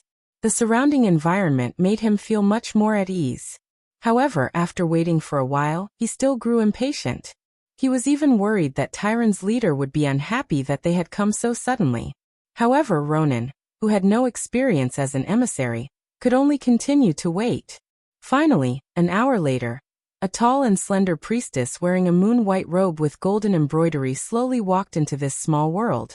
Night elves were blessed by the Lord of Time, Nozdormu, and had eternal life. As long as they lived through 100 years of infancy, their appearance and physique would be fixed at the perfect youth stage. In front of Ronan was a slender and graceful female elf. Her skin was smooth and delicate, and there was a faint purple tinge to it. Her strange blue hair had a few strands of silver in it, and her exquisite face was very feminine even in the eyes of humans and high elves. "Hello. I am Tyrant Whisperwind." The priestess spoke in ancient elven language. Chapter 886. Elven language was something that high-ranked human wizards could not avoid. Moreover, Duque had instructed Ronan to cram on the ancient elven language and etiquette for this trip. Be it the Dalajan or Stormwind City, these things were lacking. But this was not important. The high elves still had a lot of inheritances. Ronan performed an ancient ritual that he had practiced hundreds of times on the journey from the ship to Theramore, and then to Azhara. "Greetings, Your Excellency Tyrant Whisperwind. I'm Ronan from the Eastern Kingdom on the other side of the Endless Ocean. I'm a messenger from an alliance of humans, high elves, dwarves, and pygmies." "Greetings, Mr. Ronan." It could be seen that Tyrant was very satisfied with Ronan's practice of night elven etiquette. Regardless of orthodoxy or standards, for a temporary emissary to be able to practice to this extent showed that he had truly put in a lot of effort. Everything should have been perfect, and the host and guests should have enjoyed themselves. But in the next moment, Tyrant seemed to have noticed something. She seemed to be a little uncertain. After widening her almond-shaped eyes, she once again focused on Ronan's chest. To be more precise, Tyrant was looking at the emblem of the Marcus family on Ronan's chest. After all, from a diplomatic point of view, it was rather rude to stare at something that belonged to someone else. But Tyrant could not control herself, even muttering to herself, "Impossible. So long ago." Ronan said awkwardly, "Your Excellency Whisperwind, is there something wrong with my emblem? In fact, this is the emblem of my master, Marcus." "Marcus, no." Tyrant bowed slightly. "My apologies, it reminded me of something from ancient times. The emblem that your master passed on to you is very similar to that of an acquaintance of mine from a long time ago." "Oh, is that so?" Ronan could only continue speaking. Tyrant seemed to be very concerned about it. Because elves had rather long eyebrows, the slightest twitch of the muscles between the eyebrows was very obvious. "If I may be so bold as to ask, how many years has your master's legacy been passed down? Is it 10,000 years?" This question was very strange, and Ronan's question was very abrupt. With regards to Duque's master's inheritance, Luo Ning was also dumbfounded. He only knew that the only master Duque had personally acknowledged was hundred-handed death god Wuxia. The problem was that it had been close to 15 years since the last person to receive the title of master teacher. If Tyrant had asked if it had been 100 years, Ronan would not have dared to answer. But 10,000 years? Ronan laughed. I'm sorry, but humans don't have such a long history as the Night Elves. 2,800 years ago, when great Emperor Saladin united all the human clans, a kingdom and a more systematic civilization appeared. Even before that, humans were a relatively primitive clan. The earliest recorded human civilization could only be traced back to 4,000 years ago. 10,000 years? That's impossible. I see. Tyrant could not hide the disappointment on her face, but she quickly regained her composure as the high priestess of the moon goddess. My apologies again, I've gone off topic. May I ask, emissary of the Alliance, why are you here? In order to prevent the Burning Legion from invading the Kalimdor continent and the World Tree of Hyjal, Nordrassil, I've sent a warning to the Night Elves. Saying this, Ronan opened his palm. The crystal that could record images projected the scene of Archimonde descending upon Azeroth and destroying the Dalajan. Tyrant's expression froze. The blue light that represented the moon goddess Elun rapidly gathered in her almond-shaped eyes, almost filling up her entire eye sockets. Only by braving the holy light to look at her would one see that her pupils were surrounded by the white of her eyes, looking like azure glass beads. As expected, what I saw in the dream is true. Tyrant's voice was more like a murmur. She thought of the nightmares that had frequently appeared in her dreams over the past month. In the past, whenever she fell asleep and entered a dream, her soul would float up into the sky with Elun's blessing. But recently, she found that her soul could not escape the shackles of the earth, and could only wander around under the clouds. The more she flew down, the closer she got to the moon goddess palace, and the more terrifying scenes appeared in her vision. Mount Hyjal could see them more clearly. The World Tree Nordrassil was like this, and the Well of Eternity was the same. In the well that looked like a large lake, black water swirled wildly, and colorful lake water rolled out from the bottom of the river. It was extremely terrifying. As the huge waves from the lake crashed onto the shore, the powerful magical energy contained in the water of the Well of Eternity dissipated in all directions. The lake water churned like boiling water. Countless night elf priests and druids prostrated themselves beside the well, praying. But the more they prayed for the Well of Eternity's forgiveness, the worse it became. In the sky, torrential rain poured down, and thunder and lightning roared. The beautiful houses near the Well of Eternity were about to be washed away by the lake water. Why was this happening? What happened to the Well of Eternity? In her hazy dream, Tyrant felt strange and frightened more than once. She turned to look outside Mount Hyjal.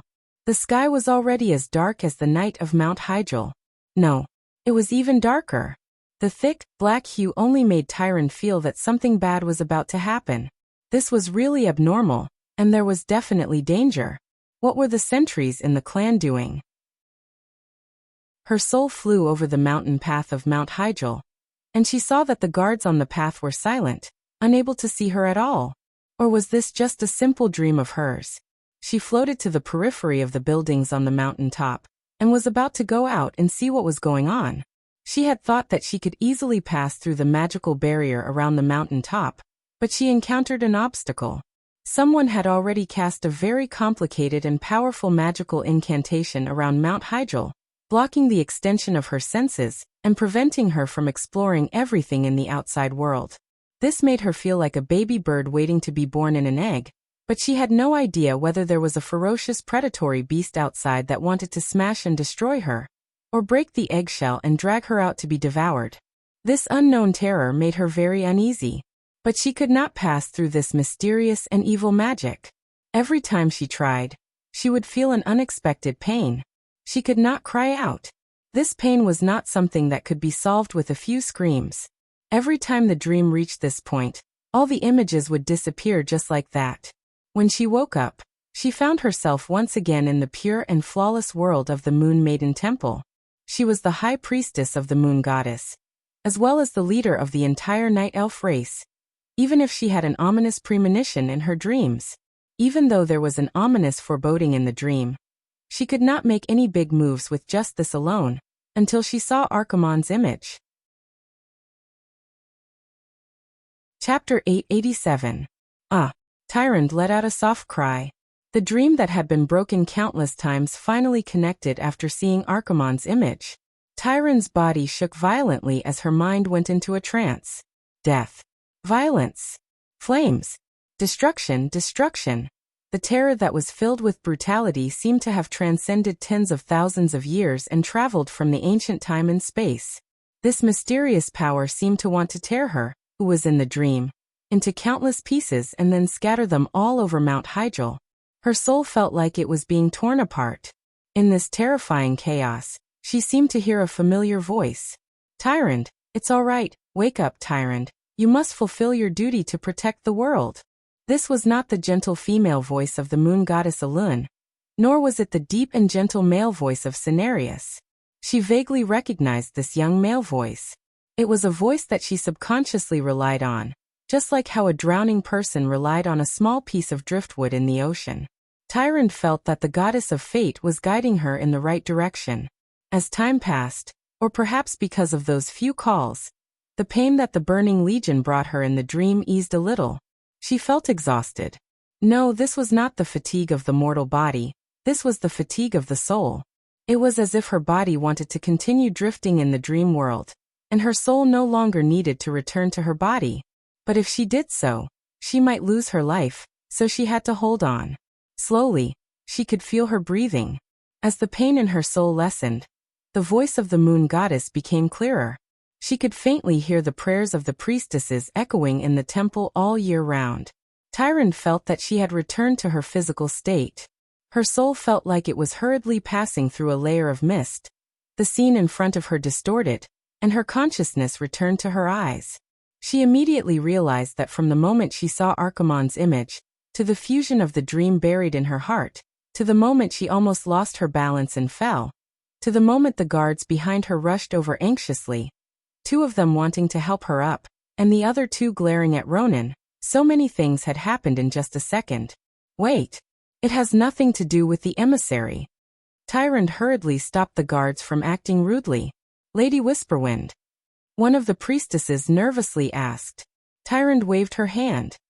No, I'm fine. It's just that these Alliance emissaries finally brought evidence of the Burning Legion's invasion of Azeroth. It's connected to the nightmares I've been having lately, and it's a shock to my mind. The priestess immediately understood. As the chosen one of Elune, Tyrande could easily see through lies. If what Luo Ning brought was fabricated, then what awaited Luo Ning would be the wrath of the entire Night Elves. The image of Archimonde destroying the Dalajan was naturally a fragment that Duque had intercepted when he was using Antonida's mage tower. There was no doubt that it was real. Then things would be much simpler. Tyrande straightened her body and bowed deeply to Ronan and the others. Thank you for traveling such a long distance to bring this important news that could affect the survival of all intelligent life forms in the world. I urgently need Elune's guidance. Please rest for a day. Tomorrow, I will lead the higher-ups of the Night Elves to meet you officially. Please wait patiently. That's no problem. Ronan was overjoyed. With that, Tyrande hurriedly instructed her assistant to take good care of Ronan. She then went into the depths of Elune's temple. In the prayer hall dedicated to the high priest, Tyrande gently took off all her clothes and stepped into the crystal pool with the statue of the Elune goddess. She allowed the holy water that poured out from the bottle in the hands of the Elune goddess to drench herself, allowing herself to enter a state where she forgot about everything else and began to communicate with the goddess. Luo Ning and the others heaved a sigh of relief after being brought by a priestess to what should be a guest house in Mount Hyjal. It had not been easy to get here. Because it was still early, Theramore had not formed yet, and there were no magic portals. They had no choice but to cross the endless sea by ship. The fleet that crossed the sea was not large. There were only 7 ships, which attracted the attention of a medium-sized Naga clan. They had fought Nagas, killed Murlocs, and even fought a giant octopus with tentacles that were more than 10 meters long. After coming to Theramore to resupply, the journey was still passable. However, after landing in Ashara, they almost killed their way here. They had killed countless Nagas and satyrs along the way.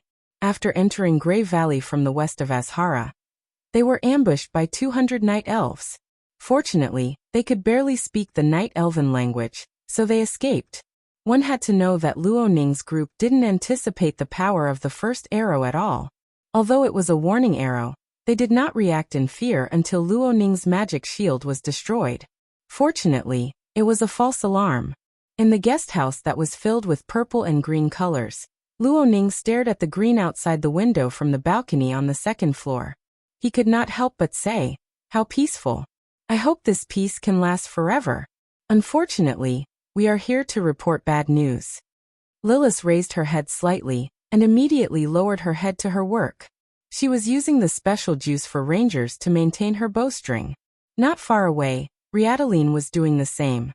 Originally, the leader of the Blood Elf Paladins could not leave, but considering that Mount Hydril was fighting against the Scourge army and the demons, Duque still sent her to be the vanguard. Only Brigida Bendis responded to Luo Ning. "Without our fight, there will be no peace for our descendants. That's what my father always told me." Bridget subconsciously combed her slightly longer hair. Luo Ning was a little surprised. "Oh, I didn't expect you to have children." Bridget blushed, and then a little sullen. "Don't look at me like this. I have a more feminine nickname, Bridget. Also, my father has long ordered me to get married and have children before I turn 25. Only after I have children will I be allowed to join the army again." Luo Ning was speechless. He did not expect General Abendis to have such a loving father side. As they chatted, they did not know that at the same time, Tyrant Whisperwind, who had finished praying to the goddess Elun, met the prophet Mediv in the side hall.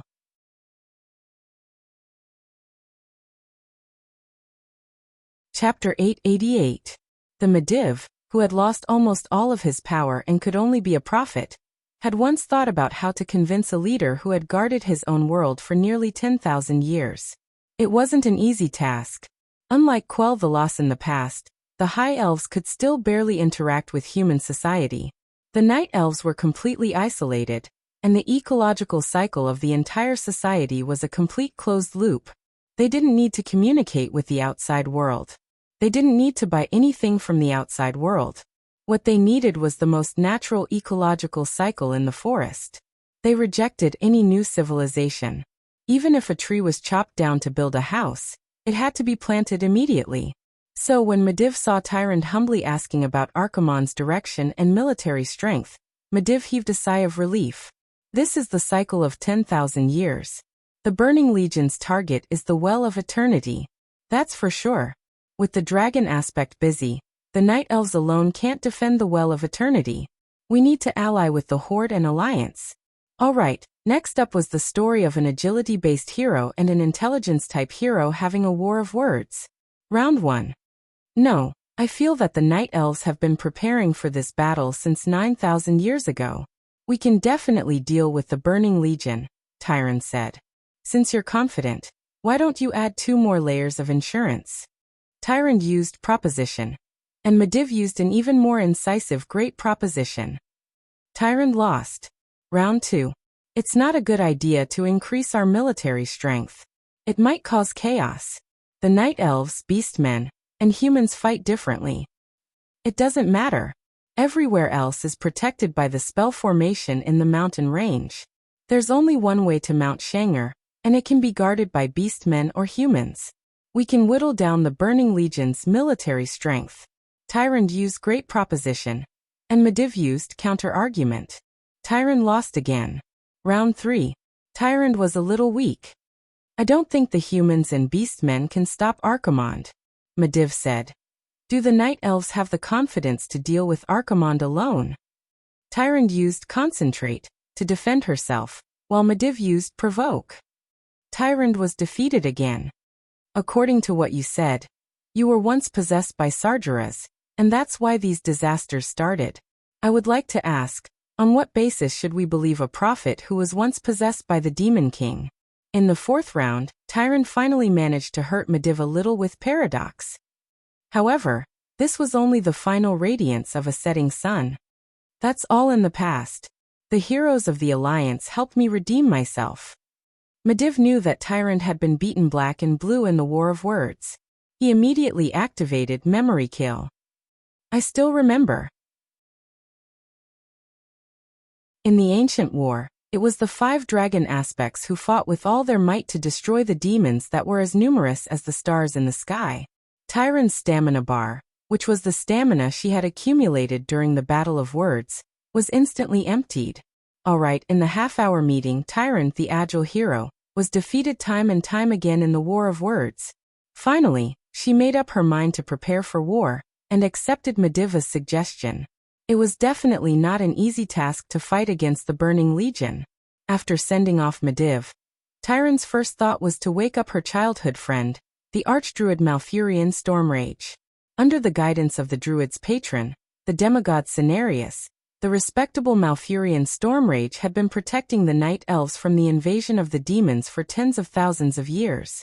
In the ancient war, Malfurion and other heroes fought against the terrifying Burning Legion to protect all life in Azeroth. Among them were his childhood friend Tyrant Whisperwind and his brother Illidan. After defeating the demons, he worked hard to lead the Night Elves away from their homeland destroyed by the Burning Legion. They rebuilt their homes near Mount Hyjal, and supervised the growth of the world tree, Nordrassil.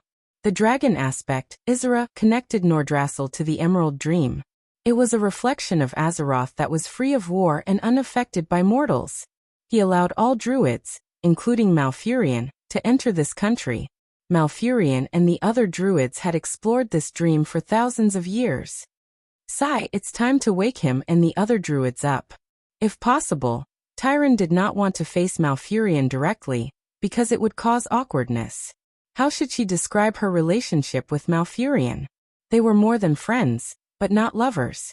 If it weren't for what happened 10,000 years ago, perhaps she would have chosen Malfurion as her partner between Illidan and Malfurion, who were both her childhood friends. But sigh. Tyrant looked at her exquisite reflection in the pool and suddenly sighed. Now is not the time to be thinking about this. Although it was troublesome to lead a race that worshipped nature and peace, it was not too difficult. She could handle it all by herself. When it came to dealing with the Burning Legion that the Pentashade Guardian Dragons had used all of their power to defeat, even if Archimonde did not have his full power, this was not something that Tyrant could handle alone.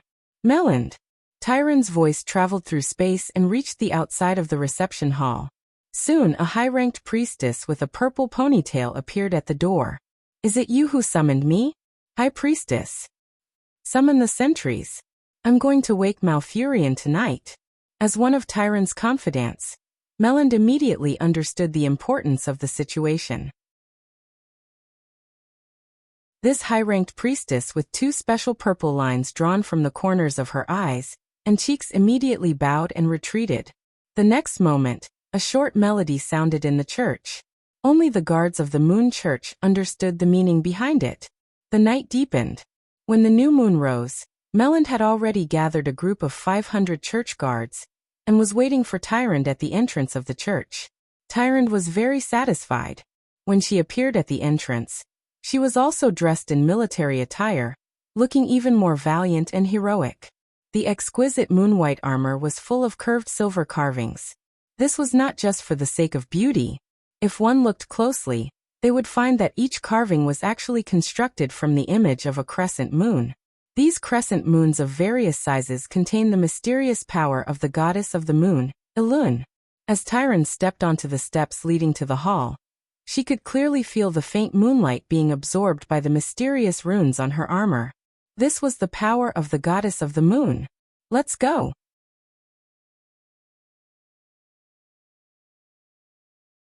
Chapter 889. Unlike most other intelligent races, the Night Elves were nocturnal creatures. Although the High Elves, who shared the same bloodline as them, also had the mystical talent of night vision, the Night Elves also had the shadow evasion that the High Elves did not have. At night, as long as they remained still, the power of the moon god would make them disappear from the sight of mortals. Of course, this was only a form of visual deception. This did not prevent the Night Elves from showing the world how much the moon god doted on them. Of the 500 temple guards, 350 were Night Elf archers, while 150 were the Night Elf specialty, huntresses. These huntresses rode on Nightsaber that was pure black and could also hide in the shadows and darkness. They held a special weapon that was as large as a plate and had 3 sharp edges. This mystical special weapon had the effect of rebounding enemies nearby when it hit them. Tyrande herself rode on a huge saber-toothed tiger with black stripes on it. With a whistle, this squadron of elite guards of the Moon God Hall left the summit of Mount Hyjal at high speed. Soon, they left the main road. At this time, the Night Elves' racial talent was on full display. In the complex terrain of the mountain, be it the elven archers on foot or the huntresses riding on Nightsaber, they all moved as if they were flying. The rugged terrain could not stop them at all. Mount Hyjal was huge. Due to the terrain, they had to first enter Fellwood Forest to the west, then head south to Grey Valley to reach the east of Malfurion's Grey Valley. Even with their outstanding ability to pass through the mountains, they could not ignore the demons that appeared in the forest along the way. They cleared out the demons as they advanced, and it took them a full 13 days. Then they received a grievous news. The demigod Cenarius had been killed by the Fell Orcs' leader, Grom Hellscream. This news made Tyrande and the temple guards furious, pained, and helpless. They had just heard Medivh say that the Night Elves should have allied with the Human Alliance and the Orc tribes, and now their demigod had been killed. This was a resounding slap to the face. High Priest, what do we do? Shouldn't we form an army and deal with the beastmen first? Tyrande's trusted aide, Melland, was furious. Tyrande shook her head. No. According to the Sentinel's report, the wounds on Cenarius' body were filled with a demonic aura. This should be a demon scheme. We can't simply blame it on the beastmen. Have you forgotten about Queen Azhara? Queen Azhara was the earliest ruler of the elves. Her royal power could be traced back to the ancient times 10,000 years ago. It was because of the queen's fall that she colluded with the enemy and attracted the Burning Legion, which officially started the ancient war over the Well of Eternity. Demons, Burning Legion. This was the eternal pain of the Night Elves. The demigod Cenarius didn't leave us forever. A demigod's life form is different from ours. He'll return one day. Tyrande consoled her subordinates, but she started to hate the orcs from the bottom of her heart, labeling them as untrustworthy. It was not an easy task to wake Malfurion, who was exploring the Emerald Dream. It was impossible to wake him up just by pouring water on him. Tyrande needed Cenarius' horn, but when she arrived near Cenarius' body, she found it surrounded by a group of satyrs. After a battle, Tyrande snatched the horn back and went to Malfurion's hiding place, using the horn to wake him up. After sleeping in the Emerald Dream for 1,000 years, Malfurion had given his body to the earth, sharing his fate with the earth and breathing with the forest. In the end, Malfurion was awakened from the deepest dream by the familiar voice. The moment he opened his eyes and saw the beautiful face that he had loved for 10,000 years, he could not help but feel a pang in his heart.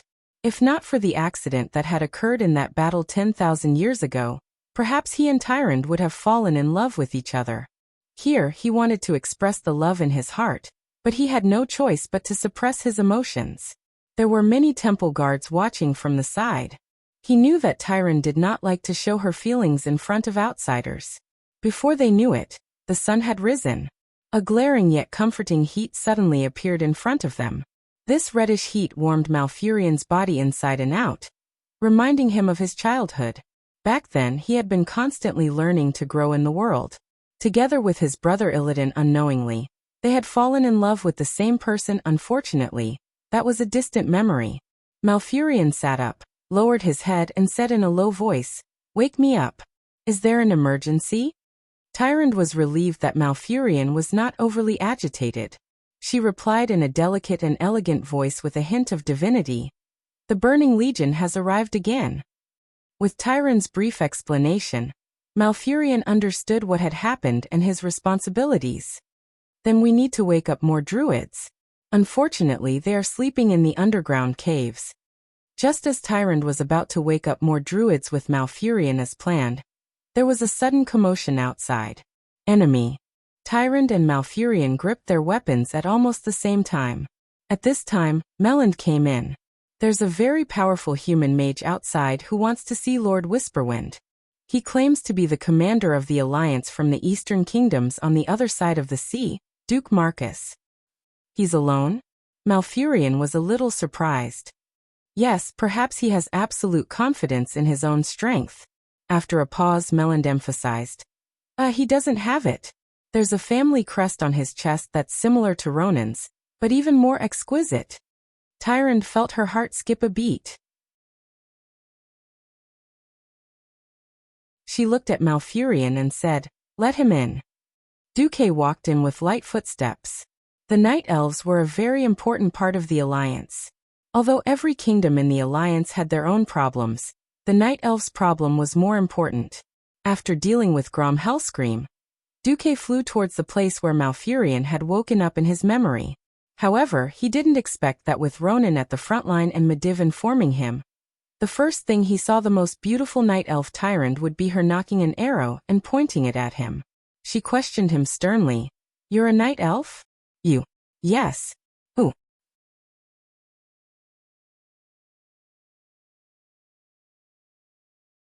Chapter 890. Duque was dumbfounded. Even if he was brave, even if he was used to big scenes, he was completely baffled by Tyrande's sudden hostility. He was certain that his identity as the Alliance's commander had been reported. From the moment he stepped into this area, Tyrande and Malfurion had not made any hostile moves.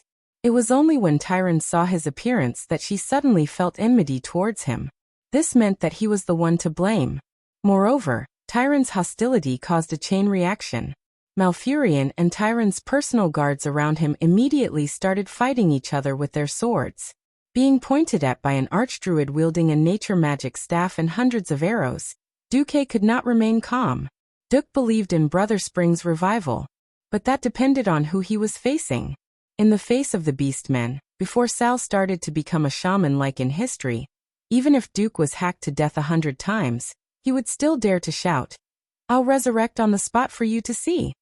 But Duque was afraid of two things. First, he was afraid of demons. If he died, even his soul would be enslaved or burned for 1,000 years. Second, he was afraid of real scammers. If Malfurion's soul was released from purgatory and returned to nature, it would be a tragedy for Duque, who would never be able to see his sister's grave. Almost subconsciously, Duque raised his hands, sweat dripping from his hair. He spoke in perfect Elvish. "Wait. Is your excellency mistaken about something?" "No. There's no mistake. It's you." Tyrande's voluptuous breasts were heaving up and down, as if they were going to break the laces holding the armor together at any moment. Of course, Duque was not in the mood to appreciate such a beautiful scene. Malfurion spoke up. "Tyrande, you must be mistaken. It can't be him." Duque hurriedly went with the flow. "I swear, this is the first time I've seen the two of you. If the Alliance has offended the Night Elves in any way, I'll apologize on their behalf. There was no reason for there to be a conflict. Even if there was, it was the Alliance's problem. If we have to take the blame, let's take the blame together." In Duque's mind, two cauldrons had already appeared. One was a big cauldron that could fit hundreds of people in a cafeteria. You would need to use a paddle to stir it. Yes, this was the Alliance's cauldron. There was nothing wrong with it. The other was a small cauldron that was used by children to play house. It was smaller than a palm. Yes, this was Duque's cauldron. No matter how big the problem was, the entire Alliance would shoulder it. What virtue and ability do I have to bear this kind of inexplicable blame for the Alliance? Duque the scapegoat had already made up his mind. If there was anything, he would just refuse to confess even if he beat him to death. On this side, Duque froze. On the other side, Tyrande looked like a wronged wife. Her lips were trembling, and her body was trembling. It can't be him. Humans don't have an eternal lifespan. At most he is his descendant. Malfurion, who had already put down his staff, kept trying to persuade her. Moreover, as the chosen of Elun, can't you sense that this is really the first time he has seen you? On the other side, Duque, who had raised his hand in surrender, gave Malfurion a thumbs up in his heart. "I'm really innocent. This is my first time seeing Tyrande. Well, eternal lifespan is another matter." Tyrande pursed her lips and put down the bow in her hand, a little dejectedly. I'm sorry. I must have made a mistake. You can't be him. He is from 10,000 years ago. I am deeply sorry for the offense just now. Moreover, even if you are him, he is a benefactor to me, to the entire Night Elven race, and even to the entire world. Duque's balls were hurting. What the hell is this? Regardless of whether I'm your enemy or not, is this how you treat your benefactor? For a moment, Duque almost wanted to curse. Unfortunately, the next moment, Duque's mind was in a mess. Wait, 10,000 years ago? Isn't that something that happened in the ancient war? As a transmigrator who was familiar with the original history, Duque knew about the future. Although this future had been messed up by him, there were still many things that Duque still knew. If one were to talk about the ancient war that happened 10,000 years ago, then one had to mention a divine drama in the original history of transmigration. In the near future, Krasis, the Orc Brock, and the others, due to an accident, transmigrated back to the ancient times 10,000 years ago, and were forced to participate in the incomparably famous ancient war around the Well of Eternity. It was in that battle that, because of the heroic performance of the Orc hero Brock, one of the bosses of the Burning Legion, Kil'jaeden, set his eyes on the Orcs. That was how Kil'jaeden found the Orcs in Draenor. Under the premise that there was a magic circle in Azeroth to expel the big bosses of the Burning Legion, Kil'jaeden used the Orcs who could avoid the magic circle to invade the world of Azeroth. The incident this time was more like a huge closed loop. Because the people of the present messed around and changed the history of the past, then the history of the past turned around and affected the present. If that was the case, the current situation could be explained clearly. The biggest possibility was that the future Duque had somehow participated in this divine drama of transmigration and went back to 10,000 years ago. Then, under the premise of ensuring that the Burning Legion would still be defeated and scram, he did something that caused Tyrann's wrath. This caused Tyrant, who saw the present Duque for the first time in 15 years at the Dark Portal, to be extremely sensitive and excited. Alright. Since he was acting cool, he had to act till the end even if he cried and knelt. In that case, would he have to pay for the sins that he had done in the future? If Duque was a true saint, perhaps Duque would admit to it now. But who was Duque? That cheap university animal down to his bones. Never heard of him? Confess and you'll be imprisoned forever. Resist and you'll go home for the new year. Confess what? I haven't done anything yet. I won't confess even if I'm beaten to death. Not only did he not confess, Duque even used Alonso's Fail's moral integrity. His face was filled with a peaceful light. This time, Malfurion and the other guards were all relieved. A filthy demon would not have such holy power. However, Tyrant was even more certain that Duque had a mysterious connection with the him in the memories. All of this had been suppressed. However, looking at Tyrant's flushed face, Malfurion felt his heart throb again. Even if he did not want to admit it, he had to recognize that this was caused by faint envy and jealousy, because he knew that this beautiful elf before him had always been the one he loved deeply. But because of that incident, she had never truly accepted his love for the next 10,000 years.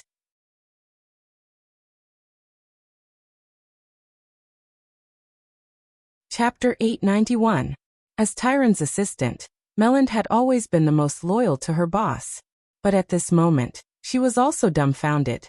If it were translated into Duze's words, her current feeling would be, F***CK. What a load of information. Was the circle of nobles really messed up for 10,000 years?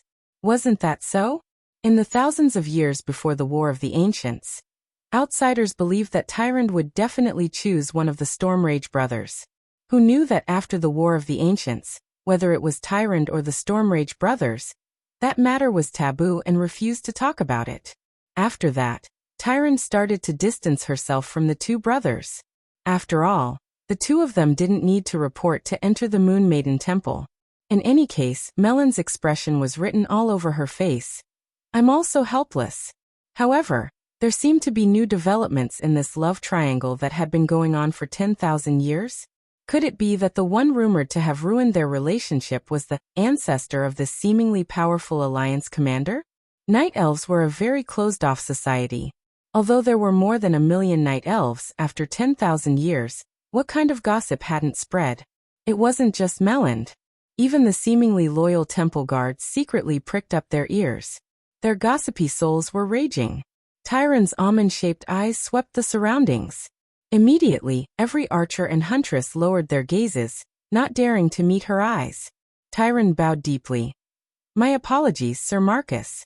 Because of a misunderstanding, you were startled. As the leader of the Night Elves, I was lacking in manners. If you think you need any compensation, feel free to mention it." Leaning over was the most alluring angle for a woman. Due to gravity, the allure would be magnified infinitely. Fortunately, Duke had seen a lot of Mount Hygel archery. After all, the 3 Windrunner sisters were female rangers, and 2.5 of them were already in their stomachs. At least he had developed some immunity, or else the old Duke would not have dared to look over. At this moment, the gentlemanly Duque displayed his acting skills. He smiled confidently and said, "Lord Yufeng's words are too heavy. Since it's a misunderstanding, there's no need to offend him. With the Burning Legion before us, shouldn't we put aside our differences and work together? That's why I'm here." Duque's generosity made many Night Elves secretly heave a sigh of relief. Duque's next words raised his image infinitely. "If there is any compensation that must be made, I hope that you can forgive the tribe for accidentally killing the demigod Cenarius. After all, it was a demon's plot." As soon as he said that, the hearts of every Night Elf present seemed to be grabbed by 2 invisible hands and torn into 2. Even if Tyrant had said that Cenarius was not truly dead. But when the enemy was right in front of them, the Beastmen race had killed one of their powerhouses. It would be strange if they weren't angry. Many elves were so excited that they almost raised their weapons again. Tyrande stretched out her hand to stop her subordinates from moving. Tyrande raised her head and lifted her delicate chin slightly. Her eyes were filled with a complicated light. "I've seen your student, Ronan. If his description is correct, the human-dominated alliance and beast-dominated tribe were mortal enemies before this, right?"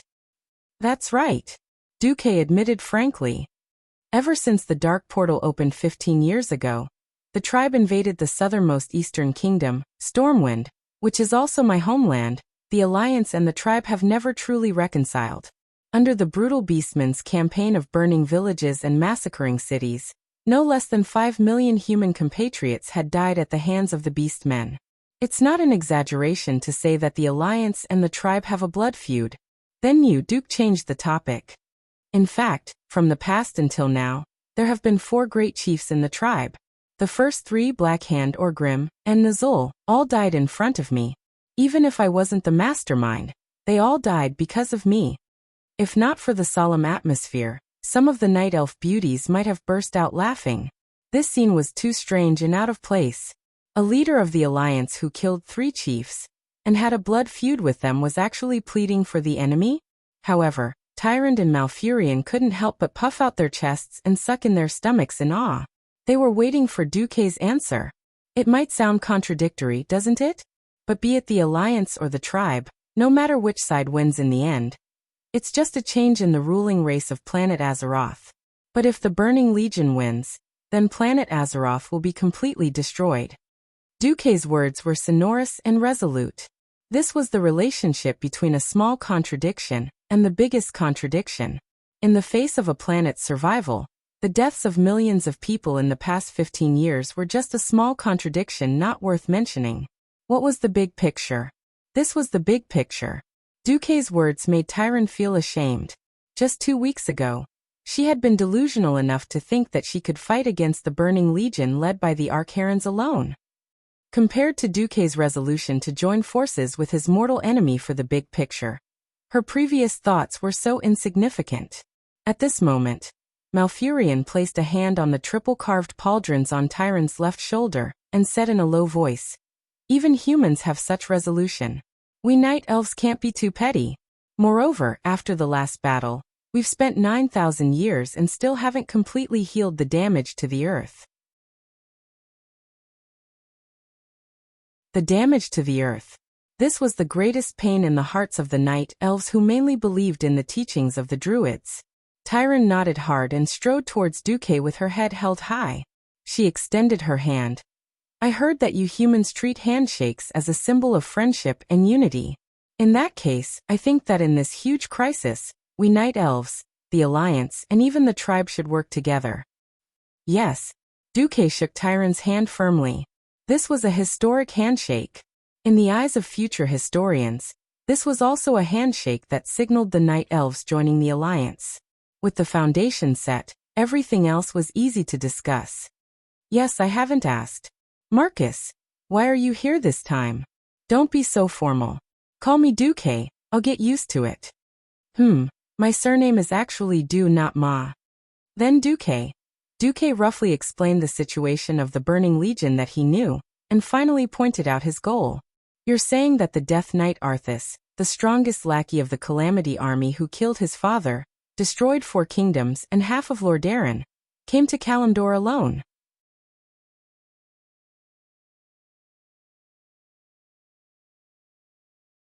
Chapter 892.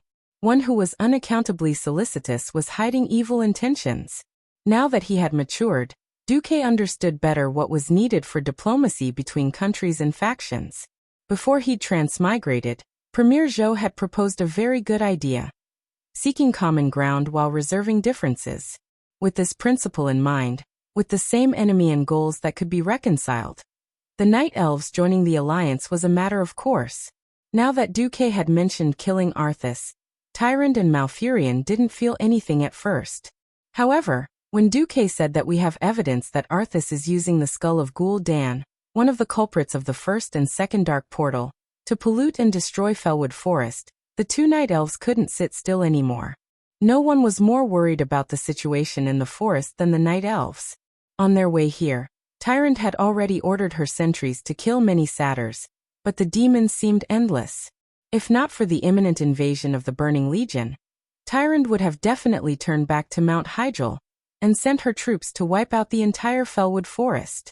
Now with Duque's spoiler, they finally understood the root of the problem. Tyrant gritted her teeth, looking like she wanted the white tiger she was riding on to tear Arthas apart. Malfurion was even more unbelievable. The surging power of nature from his body made his long hair and beard float in midair. If his hair and beard were golden, he would be even more golden-haired than the Lion King. After days of killing demons, the guards of the Temple of Light weren't unharmed. Thinking of their sisters who had been sacrificed, Melanie and the other elves were furious. Do you know where Arthas is? Tyrant asked. Duque shook his head. As the main leader of the Calamity army, we noticed Arthas as soon as he disappeared from the front lines of the Eastern Kingdom. Unfortunately, I was already in the Kalimdor continent at the time and couldn't track him further. We could only rely on the Radiant Moon Archmages from the Alliance who were nearby to sense that Arthas had come to Fellwood through spatial fluctuations. Duque was just bullshitting.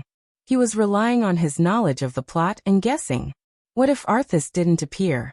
In any case, every region covered tens of thousands of square kilometers.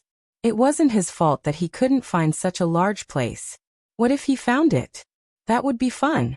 If there was another Lich King who could defeat Arthas, they wouldn't have to attack the Iceground Fortress anymore. How convenient. Then we also. Tyrant was about to say that the Night Elves also had helpers, but she suddenly realized that she still had important matters to attend to. She could only change her words. I left Mount Hyjal this time to awaken the Druids who were sleeping in Grey Valley and other places. In the upcoming Holy War on Mount Hyjal, they are indispensable combat power. So we. Duque smiled in understanding. It's okay. Our goals are not in conflict. We're only going to send a few powerhouses into Fellwood Forest to try our luck. With that, Duque handed over a list of names. If it wasn't for the signs of the Burning Legion's arrival, the isolated Night Elves wouldn't have liked outsiders to enter. Since they had a common enemy in the Burning Legion, it wouldn't be a big deal to let a few humans and elves enter Fellwood Forest, excluding the prominent backgrounds of the people on the list. Tyrant heaved a sigh of relief. Then it shouldn't be a problem. With just a few of you, aren't you worried that you won't be able to deal with that cruel villain Arthas? Duque's eyes flashed. You should be worried that he won't meet us. The confidence in his words made Tyrant and the other elves' hearts skip a beat, but then they were overjoyed. No matter what, a strong ally was always more reliable than a useless teammate. In fact, Duque was also secretly laughing in his heart. If the flow of fate hadn't collapsed, then the famous egg, Illidan's Stormrage, would be making his appearance. In Azeroth, there were many famous heroes who had fallen into depravity that made the players sigh. Perhaps they all came from a good background, or they could have been heroes or saviors, but due to fate, they fell into the dark side. The former paladin Prince Arthas was the same. The original Prince Kael, that was the same. Illidan, who was about to appear next, gave Duque a similar feeling. But unlike the previous idiots, Illidan wasn't an absolutely positive character from the start. Illidan was Malfurion Stormrage's twin brother. Like his older brother, the two brothers grew up together with priestess Tyrande Whisperwind thousands of years before the War of the Ancients. Unlike his older brother, Malfurion, Illidan had no patience for learning the teachings of the Druids, even though both brothers had studied under the demigod Cenarius. Cenarius felt that Illidan's current condition wasn't suitable for him to directly learn the mysteries of nature, so he didn't teach him directly. Instead, he suggested that Illidan learn from Malfurion. This decision made Illidan feel defeated and humiliated. For the first time, he felt pressure from his older brother. In the end, Illidan decided to focus on arcane magic, which was the mainstream of the Night Elves at the time, and achieved very good results. He had amber eyes, which were rare among the Night Elves before they split. This was usually considered a good omen for his future, even though Illidan didn't show any extraordinary abilities at the time. But what he didn't know was that this was a prophecy from millions of years ago, an unimaginable ancient era. Illidan became addicted to arcane magic and gradually learned more advanced spells. But to his disappointment, the Night Elves' mage army, the Moon Guards, didn't accept him because he had learned high-level magic. However, Illidan still decided to become the kind of hero that his people hoped for in order to win the heart of the beautiful Tyrande that the two brothers fell in love with. His chance had come. It was the War of the Ancients that could destroy all of Azeroth 10,000 years ago. The Burning Legion corrupted the powerful Sarvis and seduced the High Elf Queen Azhara. The Queen opened a huge portal to welcome the arrival of the demon army, and the situation in Azeroth was desperate. At this time, Illidan played a beautiful trick and pretended to obey the Demon King Sargeras. Then, together with his brother, he analyzed the High Elves' magic and reversed it. All the demons in Azeroth were thrown back into the twisting nether by the suction produced by the portal, and its collapse caused the Well of Eternity to explode. He could have become a hero, but he stubbornly built a second Well of Eternity, attacked a group of Night Elves, and killed a Night Elf noble who had made outstanding contributions. He was sentenced to life imprisonment.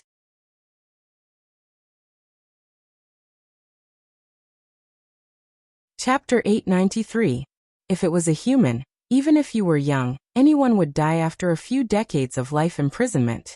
But Illidan was a Night Elf, and he was sentenced to life imprisonment after receiving the blessing of eternal life. For the next 10,000 years, Illidan Stormrage lived alone in a very deep underground prison, and was personally guarded by the Watcher May of Shadowsong. Anyone who sat in prison for a long time would be full of resentment, not to mention that it was 10,000 years. It was a miracle that he did not become a lunatic.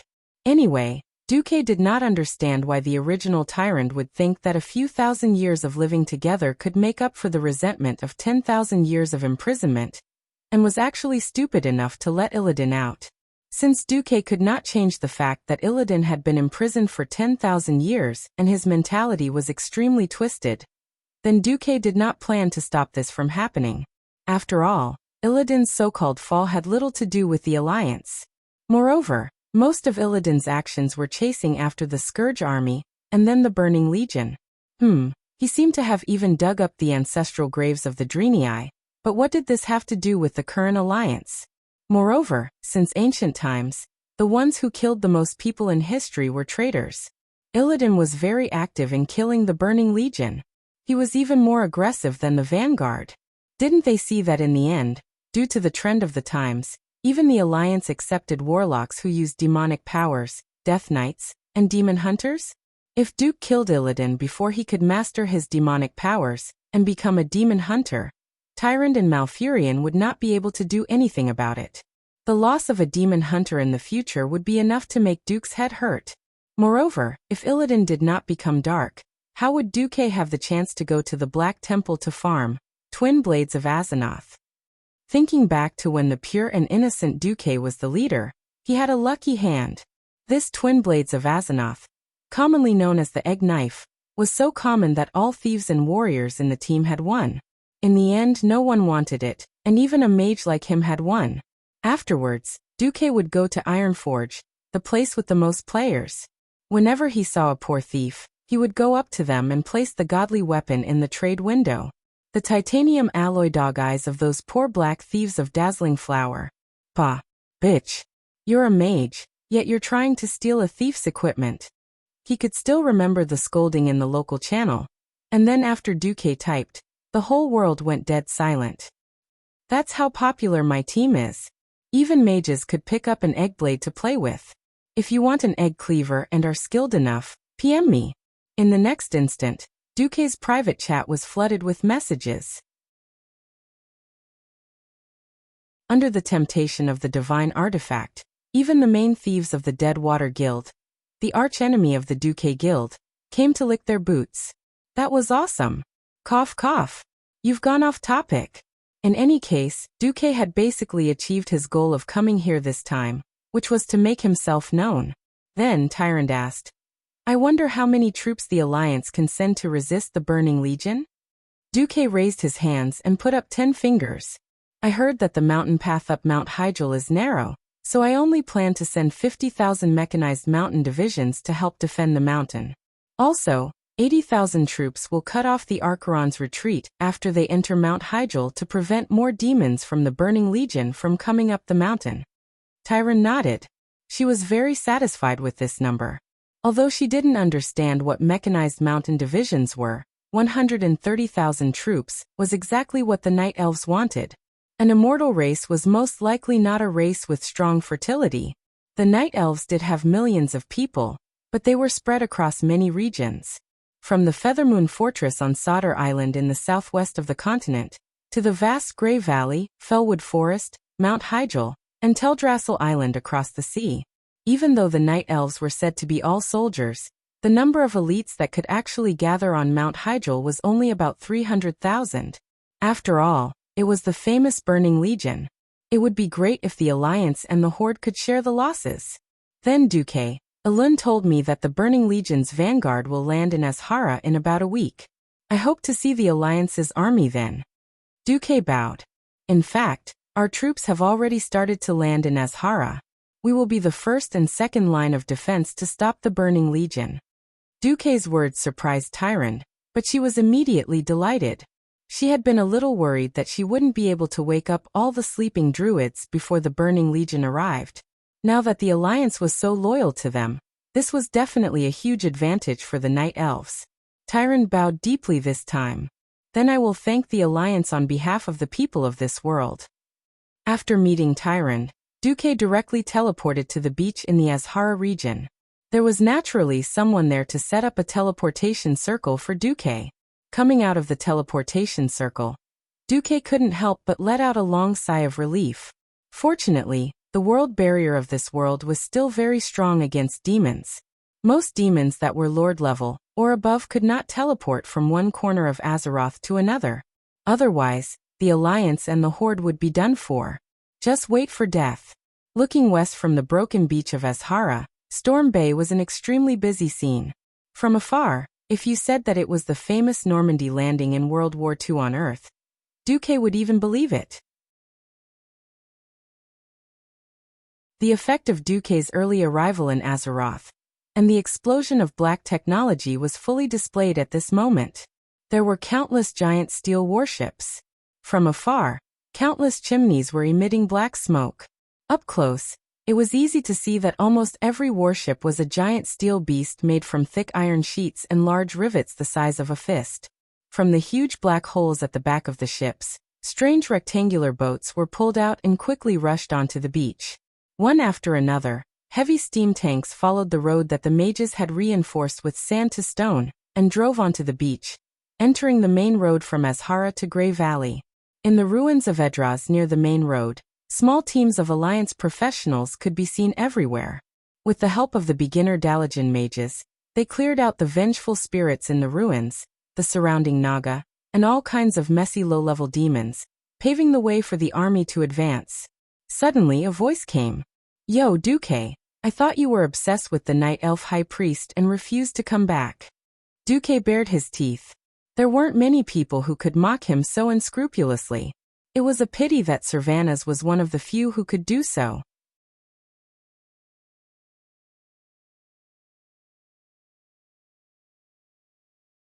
Chapter 894. Queen Sylvanas today was beautiful. Now that she was a queen, she could no longer wear the outfit of her former ranger general.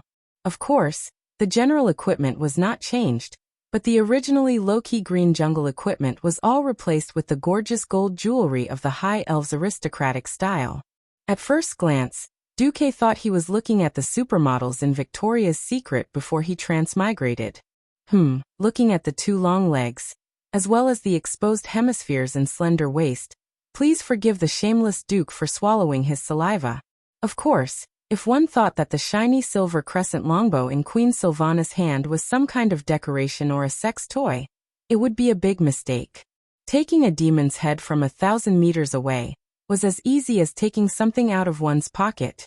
Using a scimitar at close range to kill enemies was like chopping melons and vegetables.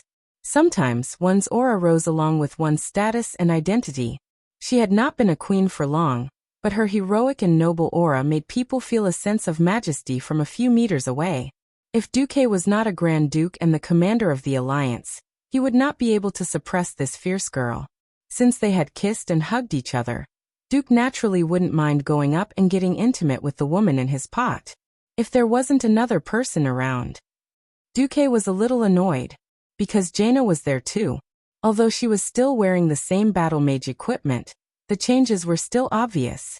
First was the shiny silver crown. Duque was not surprised that the crown of Quell Tiras would eventually fall on Jaina's head. After all, she was the legitimate heir of Dellen's line. The key was that Jaina wore lipstick and light makeup today. In the past, in order to weaken her image as a princess and strengthen her identity as a mage, Jaina would wear a mage's attire all day, and never wear any makeup. Of course, she was naturally beautiful and did not need makeup. But with makeup, her lethality was more than doubled. Before Du transmigrated, Japanese makeup technique was one of the 4 great evil techniques in Asia, along with Thai sex change, Korean plastic surgery, and Chinese Photoshop. Jaina didn't hesitate to use one of the 4 great evil arts today. Duke would rather not know why. Jaina was the first to step forward and perform a ladylike bow from a suitable distance. Of course, wearing a mage robe wasn't bad either. After all, she was wearing the same silver breastplate as always. Duque, thank you for taking over the negotiations with the Night Elves when I was depressed. Now I've sorted out my feelings. I didn't believe in fate before. There were some things that I thought would never come to me, and I had already given up on fighting for them. But since it's the will of the goddess of destiny, I have to fight for it no matter what. You're welcome. Duque tried to avoid the topic. Taking a deep breath, Jaina continued. However, I have to avenge my father and second brother. Before that, I will not hold a formal enthronement ceremony. If I'm lucky enough to kill Archimonde, then I hope that you, Duque, will do me the honor of attending my enthronement ceremony. At this point, Jaina glanced at Sylvanas, intentionally or unintentionally. I hope that you can give me the same opportunity as His Majesty Menethil and His Majesty Windrunner. On the surface, Jaina was talking about the royal family of Quell Tiras, but in reality, her attitude made Duque's teeth hurt. Beside him, Queen Sylvanas smiled without saying a word, which made Duque a little scared. Fortunately, the arrival of Turalian and the others diluted the awkwardness. Looking at the lineup, Duque couldn't help but smile. Turalian with Quell Zaram, Mograine with Ashbringer, Bulang Bronzebeard, Sidon Dathrahan, Sylvanas Lillis Riataline Jaina, Ronan Prince Kale. And 2 Master Astromancers. If he, Duque, and Tyron were added, it would be an all-star team of 15. It was precisely because he was worried that the Burning Legion would cause trouble that Duque had mobilized almost all the Alliance's powerhouses that he could. On the Eastern Kingdom's side, there were only people like Magni, Cudrin Abendis, and the injured Lothar. Queen Sylvanas glanced at the countless steel beasts on the beach and suddenly sighed. Sigh, if not for the fact that guns and cannons are ineffective against demons, I would have thought that bows and swords have already left the stage of history. Duque was a little embarrassed, and Boulang was a little naggy. Duque still said, different regions have different ways of fighting. Before the Burning Legion enters Mount Hyjal, we mainly focus on a war of attrition. My intelligence shows that Archimonde is constantly summoning demons. I have to remind you not to be afraid. Although Archimonde can summon demons infinitely in theory, Azeroth's protective spell formation is still in effect. So the number of demon soldiers he can receive every day is limited. There were no idiots here. Jaina's eyes flashed. In other words, as long as we eliminate the demons faster, we can suppress the Burning Legion? Yes. As long as Archimonde starts to enter Mount Hyjal, he will be affected by the spell formation set up by the Night Elves and Dragons, and it will be almost impossible to summon new demons to Azeroth. In order to deal with him, we must first completely separate him from his subordinates. Duque made a cutting motion with his hand. Understood. The purpose of the Alliance army is to exhaust those low-level and mid-level demons. Boulang Bronzebeard understood immediately. Yes, the line of defense of Azeroth will be left to you dwarves, as well as a mixed team of Dalajan and Blood Elf mages. Duque raised his head. This line of defense will be handled by Boulang, Ronan and Kael'thas. Boulang and the other two nodded in unison. Duque then pointed to the east of Grey Valley. The Night Elves have already abandoned this place because they suffered heavy losses in the previous conflict with the Horde. Sylvanas, I'll leave this place to your rangers. Leave it to me. Queen Sylvanas proudly straightened her back. Duque emphasized, listen, at this stage, the demons can't be completely killed. So my instruction to you is, preserve the land and lose the people, and lose both the people and the land. Preserve the people and lose the land, and the people and the land will be protected. Don't stubbornly resist. If the situation is not good, retreat according to the predetermined route. Understood. They answered together. The rest of you, follow me to Mount Hyjal to set up the line of defense. At this point Duque paused. But before that, the few of you will first follow me to a place, in a huge underground cave in Grey Valley. As if guided by fate, Tyron turned her head in an instant and found an ancient cellar. Even though the entrance had been concealed by nature magic, it was only to deceive outsiders. Tyron immediately realized where she was. The place where Illidan was imprisoned.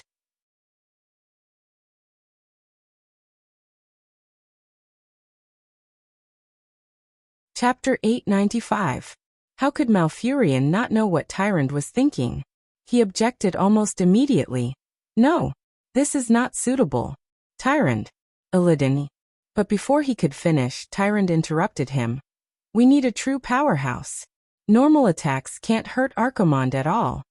Malfurion's face turned green, but he couldn't find a reason to refuse. That's right. The one coming was the commander of the Burning Legion, Archimonde, the vanguard of the demons, the super demon leader who had destroyed countless planets by himself.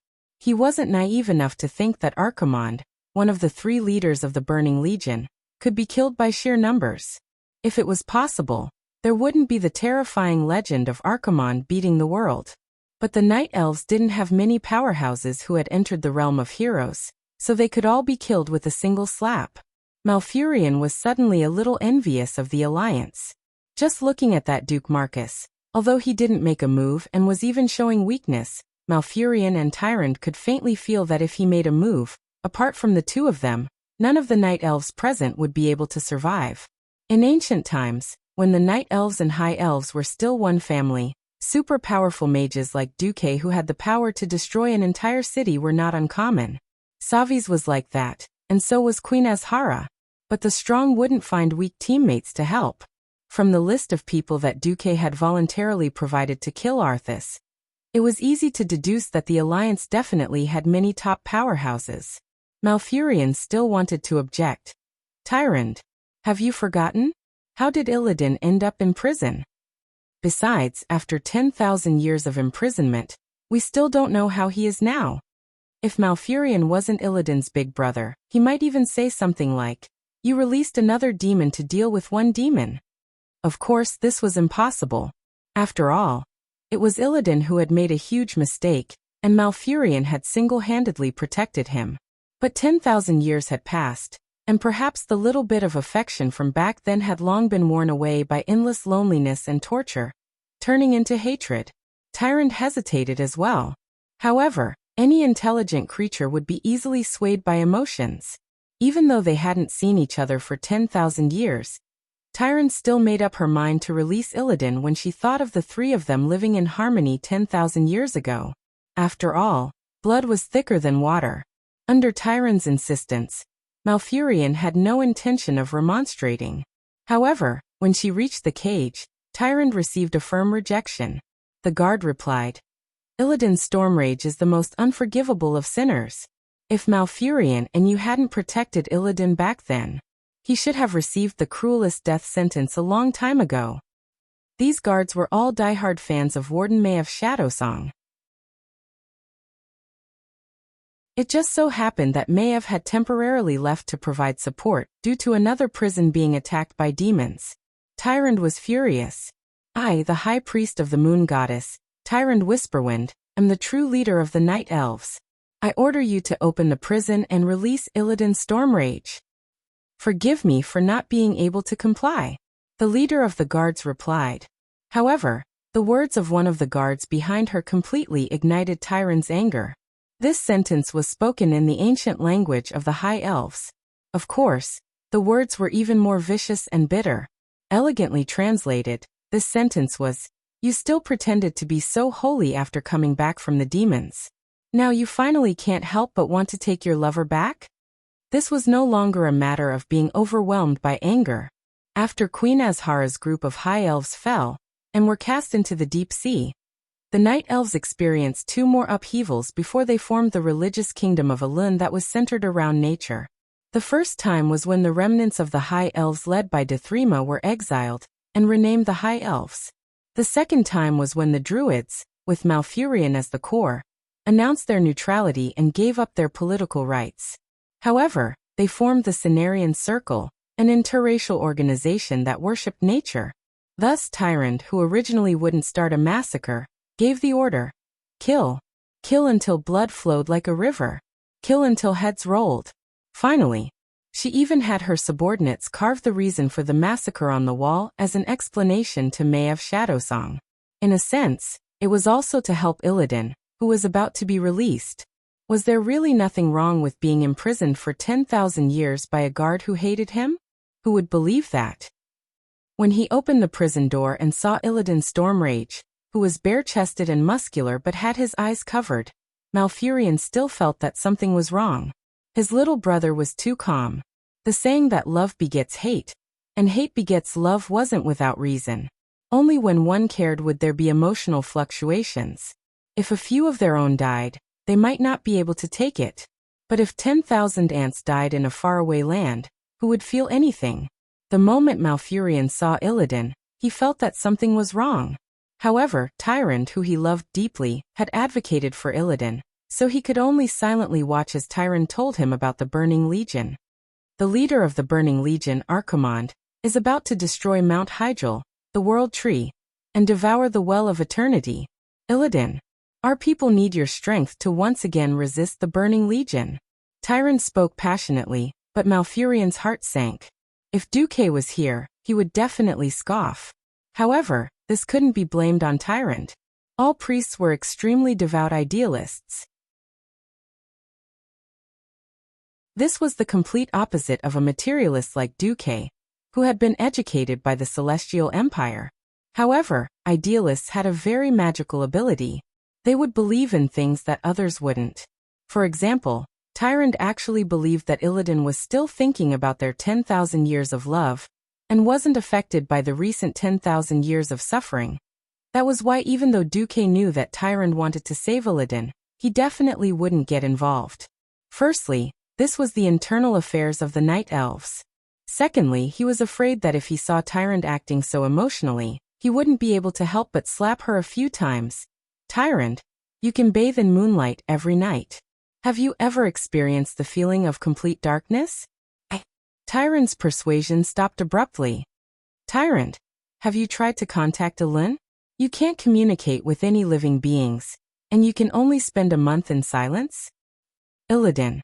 At this moment, Malfurion stepped forward. Illidan suddenly raised his hand and stopped his elder brother. He stated his condition. I can agree to participate in the battle against the Burning Legion, but not for the Night Elves. I will fight for you alone, Tyrant.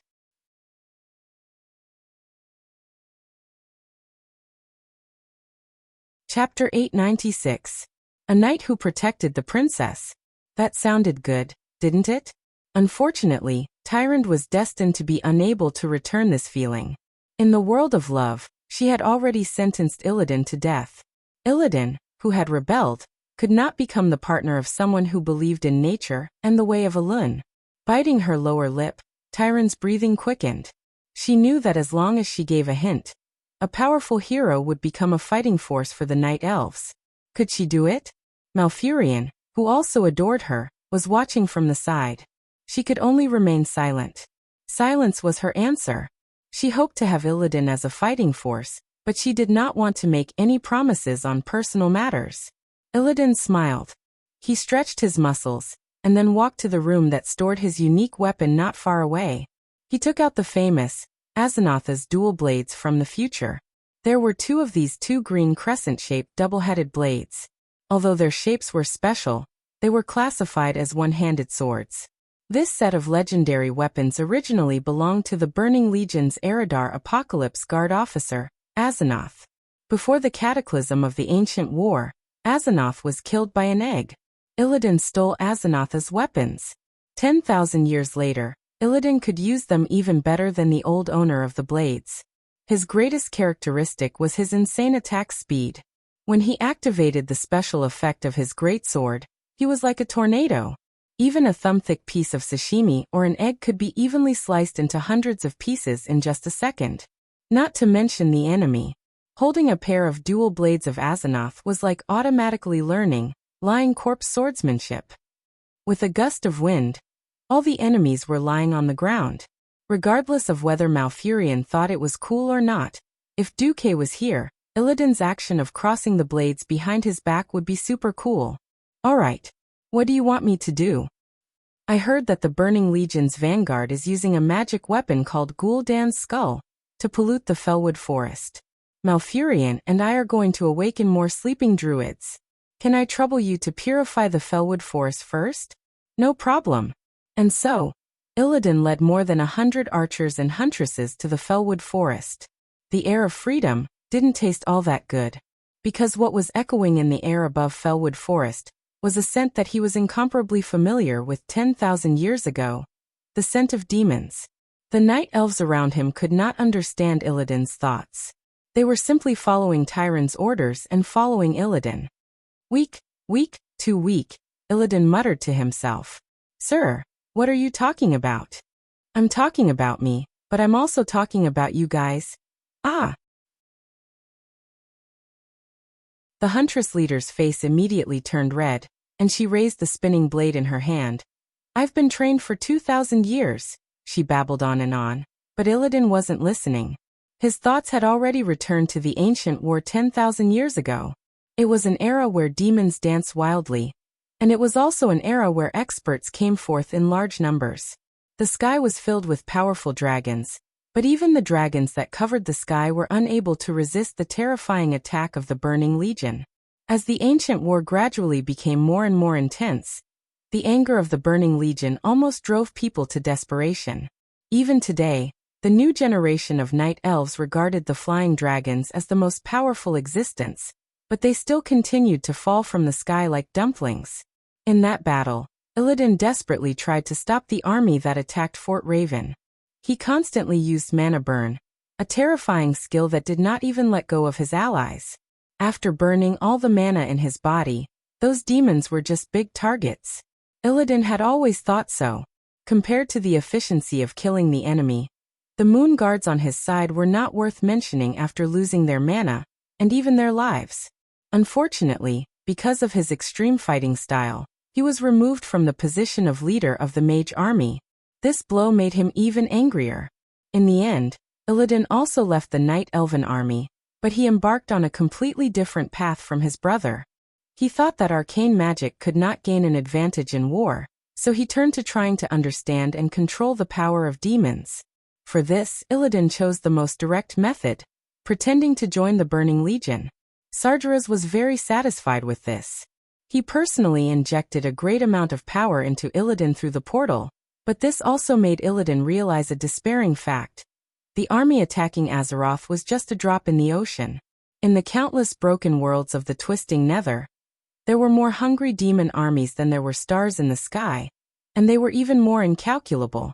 What was more terrifying was that the demons could not be killed outside of the twisted nether. Unless their souls could be destroyed, their souls would return to the twisted nether, and soon they would reform into a new body. After learning this horrible truth, Illidan was even more adept at playing infernal affairs.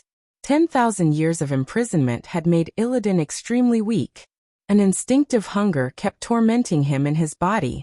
It was like the orcs who had been controlled by the demon blood of the Lord of the Abyss, Manaroth. The evil demon power had a powerful addiction that outsiders could not understand. His breathing became rapid, and his senses became blurred. However, one thing became clearer in his vision. It was a cluster of black light that the night elves around him could not detect. Only the existence that had received the power of demons could clearly see that light pillar. You guys split up into small teams and hunt the demons in the forest. Come back here at sunset. Illidan sent away the sentries who did not want to stay by his side. Just 10 seconds later, Illidan tilted his head to the left and said coldly, "Come out.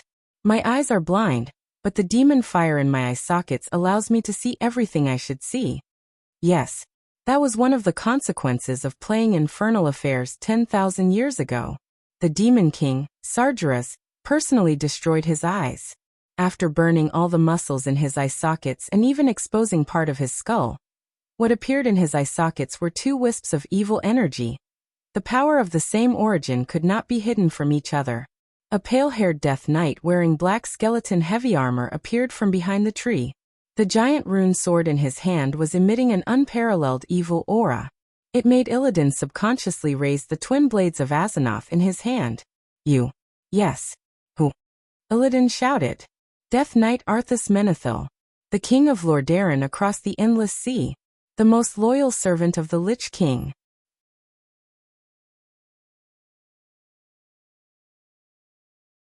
Chapter 897. Illidan's muscles twitched. If he still had eyes, it would have been a squint. "Before I kill you, you better tell me why you're here." Huff. The air seemed to pass through Arthas's cold nostrils and escape to the outside world, but Illidan could sense the purity of the dark power in Arthas's body. "Do you know what is corroding the Fellwood Forest?" "The skull of Gul'dan." Illidan's lips curled into a mocking smile. Arthas was caught off guard, but he quickly reacted. "You're right. But you're only half right." "What do you mean?" As if subconsciously, Illidan pointed the crescent blade in his right hand at the Death Knight's chest. "It's the skull of Gul'dan. But you can't imagine how powerful this divine artifact is." Illidan was silent. Arthas' voice was full of temptation. "As long as you absorb the power inside, with your talent, it's not impossible for you to become a demigod." Suddenly, a mocking smile appeared on Illidan's face again. "If it's so powerful, why don't you use it yourself?" Arthas spread his hands. "Because I'm no longer alive. The dark power I use is born from the Burning Legion's dark powers, but it's different. To be precise, I use the power of death." "Do you really think I'm asking about this?" Illidan was already in a fighting stance. Arthas could only explain. "My master, the Lich King, will be happy to see you steal this divine artifact from the hands of the demons. Ever since Archimonde descended, the scourge was taken over, and my master is not happy. He thinks it's necessary to teach those arrogant demons a small lesson. Of course, as subordinates of the Burning Legion, we can't do it ourselves." When Arthas said this, Illidan finally smiled. This explanation made Illidan finally happy. As someone who had once joined the Burning Legion, even if it was just an act, he knew more about the Burning Legion than most creatures in the world. Any large organization in the world would definitely have its own faction. Other than the core of the Burning Legion, which was the Eridar clan, which was also known as the Demon Clan in the eyes of the people of Azeroth, there were also the Dreadlord clan and the Abyssal Lord clan. It was not surprising that there was an additional Undead clan.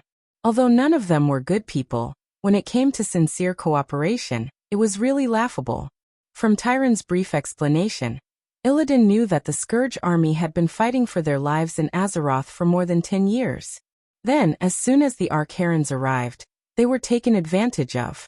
Illidan readily accepted Arthas's explanation. Alright. I'll go to the Skull of Gul'dan. Once I find out that you lied to me, even if I have to chase you to the ends of hell, I will let you taste the taste of pain. Just like that, the two men who stood at the peak of experts in this era separated from each other with their own little secrets. Arthas looked at the place where Illidan disappeared until she could no longer sense the evil night elf hero. She laughed coldly. Poor clown. Dance on the palm of His Majesty the Great Lich King. Originally, this little story would have ended here. Illidan would have fallen again, and the Lich King's Scourge army would have used this opportunity to escape from the Burning Legion's control. But, just as Arthas called for Kel Thuzad to open the portal, an accident happened. Crack. Without any warning, a golden light suddenly shot out from the void that was supposed to open the portal. Even though Arthas had fought many battles, he only had time to pull out a half-parry posture. It was a terrifying golden light that seemed to be able to split the entire chaotic dark world in half. The left shoulder of Arthas's epic armor was instantly shattered and evaporated in the golden light. Who is it? Although he was not injured, Arthas's shocked and angry voice was like that of a seriously injured beast. He had no idea who was sneaking up on him. Why would there be such a pure holy light user in the territory of the Night Elves who believed in the doctrine of nature? This was not some random paladin. The ones who came were definitely those who stood at the peak of the paladins. Arthas, who was screaming, did not intend to sit still and wait for death. Come out, my servant.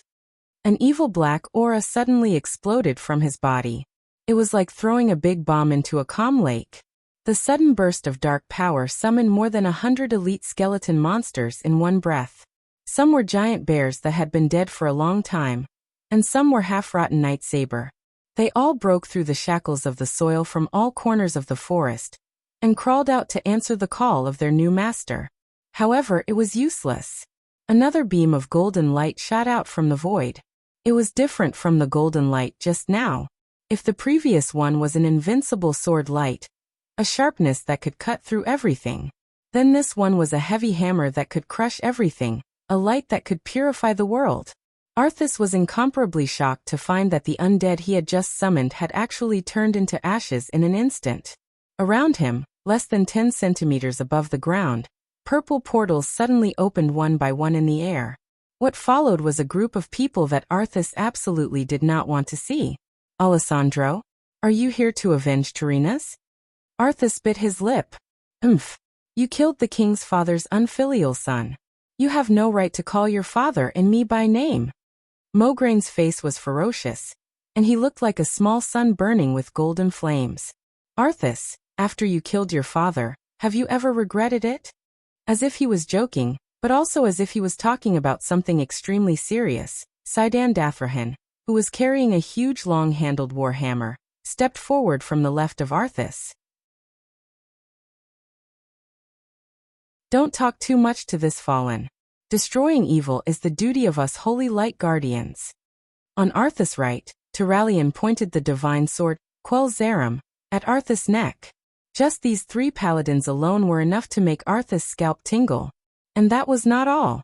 Behind him was Duque, who had his arm around Queen Sylvanas' waist. A little further away were Lilith, Riadaline, Jaina, Ronan and Kael, Bats. Other than Jaina, who seemed to be joining the battle, the other 4 were obviously guarding against the reinforcements that Arthas might find. An inescapable net. No way out. No way out. Fear from the depths of his soul spread throughout Arthas' body.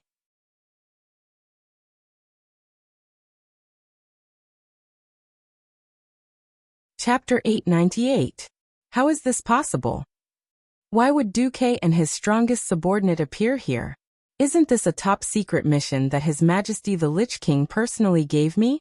If Arthas could still sweat right now, then it would definitely be drenched in cold sweat. Other than the Lich King, only he and Kel'Thuzad knew about the matter of seducing Illidan. Unfortunately, there was no time for Arthas to think about life. The dazzling light arrived in a flash. Along with his long golden hair that fluttered in the wind, Mograine was even more terrifying than a roaring lion with its bloody mouth wide open. The gigantic Ashbringer came crashing down, and the golden holy light that came crashing down like a tidal wave was enough to make Arthas' soul tremble uncontrollably. This attack reminded him of his teacher, Uther. Perhaps this golden light was not as pure and holy as Uther's.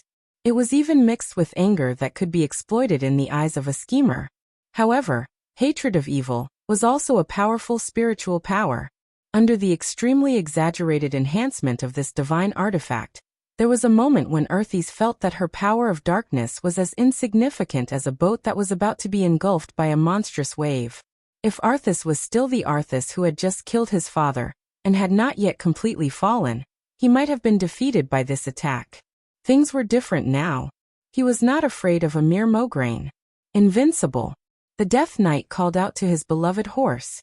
The undead warhorse, which had been dead for a long time, and had long been firmly connected to Arthas' soul, leaped out of the void. In the blink of an eye, it had already become one with Arthas and his horse. It was a charge that was almost beyond the limits of what the naked eye could see. Mograine's furious attack easily turned the 120-degree fan-shaped area in front of him into dust. Arthas and his beloved horse weren't within this range, and they managed to rush out at the last moment by a hair's breadth. If not for Turalian's extremely calm interception, Arthas' escape would have been perfect. However, Turalian, who was known as the calmest and most intelligent of the 5 Silver Saints, had the most vicious attack. He took a big step forward and swept his sword horizontally. It looked like an extremely slow sword, but just when you thought it was far away, it was already within your reach in the next instant. Just when Arthas thought that there was only 1 foot left, the golden edge of the divine sword had already sliced open Arthas' eyes. Left with no other choice, Arthas abruptly sucked in her abdomen and tilted her neck back to avoid Turalian's attack. Turalian's attack was obviously an open and above-board attack, but it looked like a sneak attack.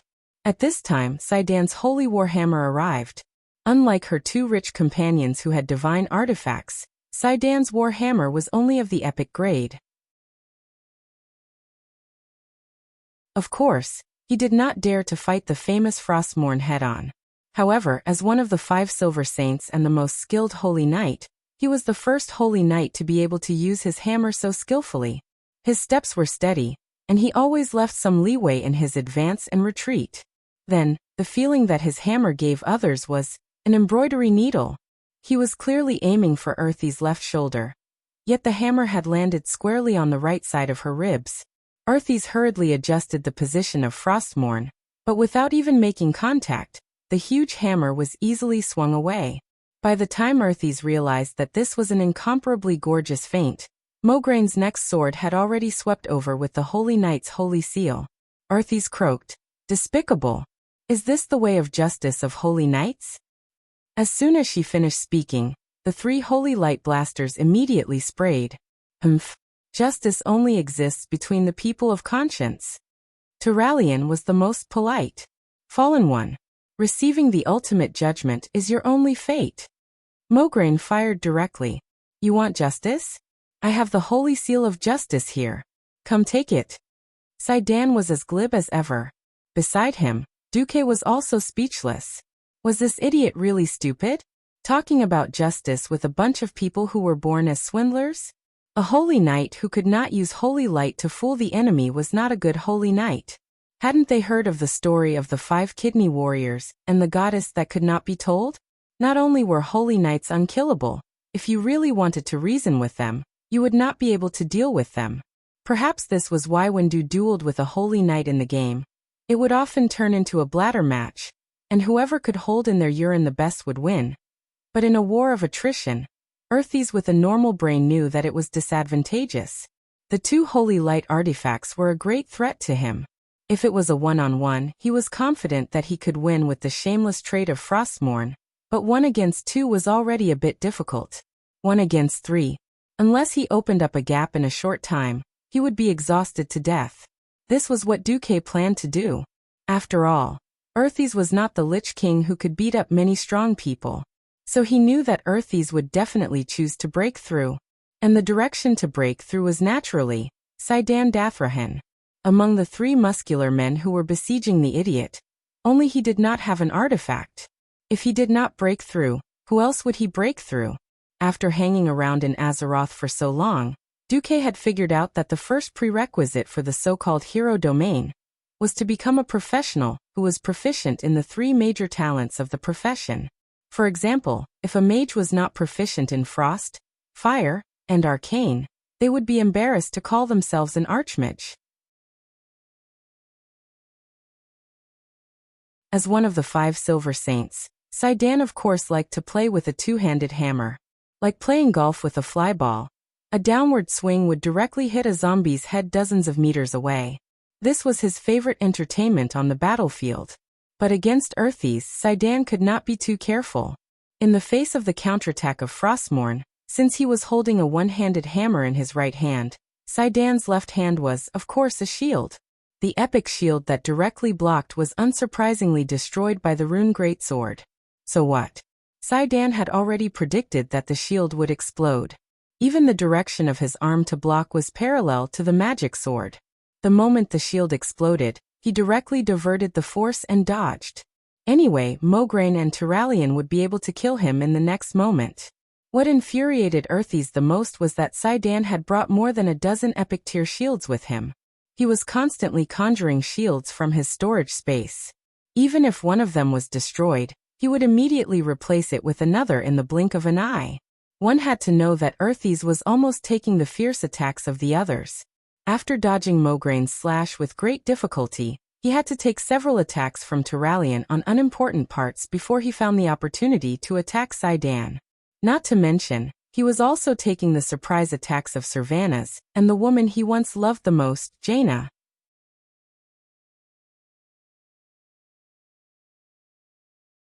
Chapter 899. It was no exaggeration to say that Arthas hated most of the top powerhouses of the Alliance.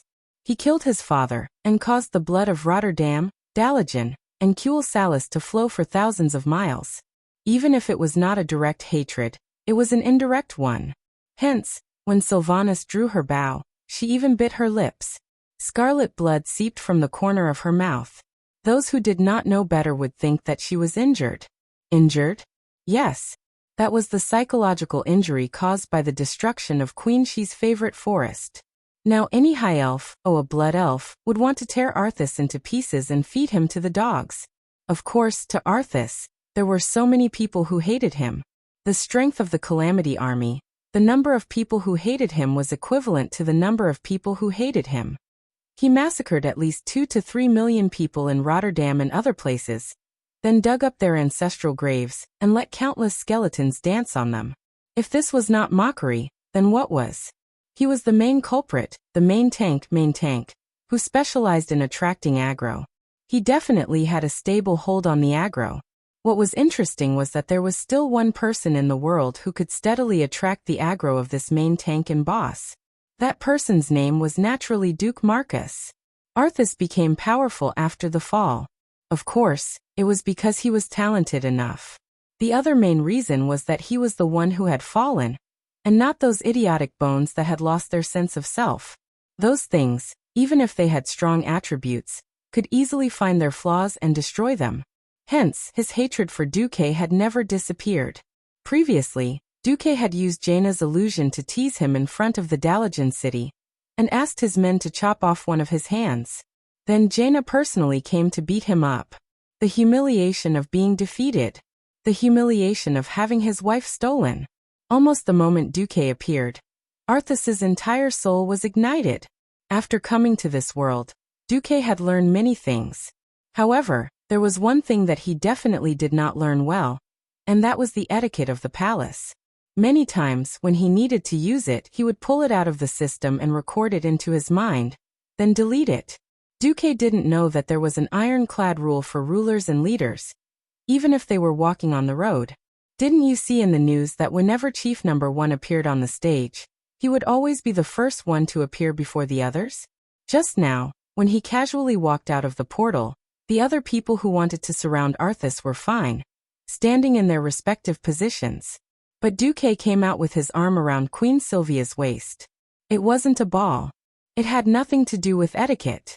In broad daylight, they directly hugged each other without any barriers. If you say that your sister is having an affair, you're really lying with your eyes wide open. Alright, I'll pretend that I didn't see your passionate adultery, okay? The problem was Gianna. As soon as she appeared, she caught Earthes' attention. However, Jaina's position caused Earthes to feel a sense of humiliation and anger that came from the depths of her soul.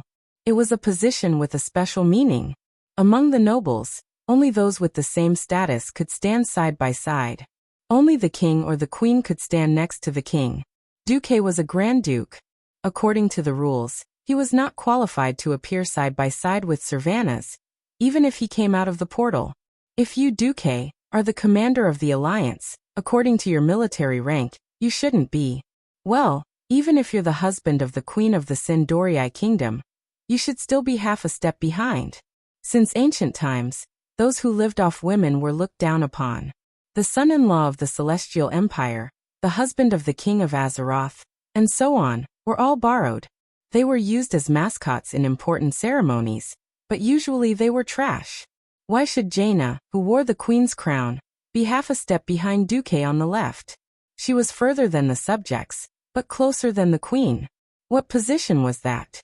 Please refer to the relationship between the former king of Kultiras, Dalen, and Jaina Goldsword. If Earthes could still deceive himself with the lame reason that the 3-meter-wide portal was slightly narrow when he first appeared, then as the battle went on, he could no longer deceive himself. Why was Servanas able to fire at full strength and play with aimed shooting that needed to be charged up? It was because other than a few paladins, she had Duque to protect her. Jaina was also protecting Duque.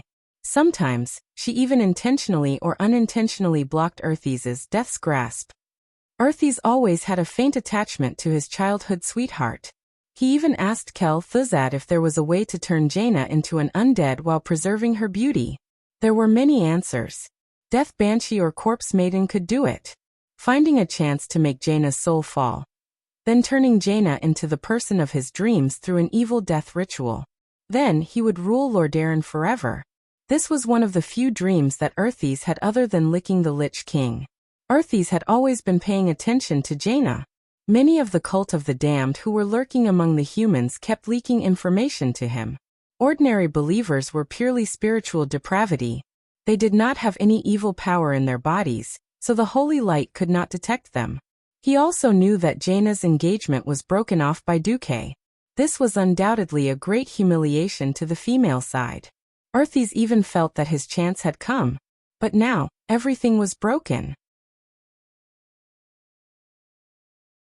He never thought that Jaina, who had already broken off the engagement and inherited the throne, would still be protecting Duque and Duque's new love. This kind of discomfort was 1,000,000 times more painful than being thrown into the flames of death. He finally couldn't take it anymore and roared at Jaina.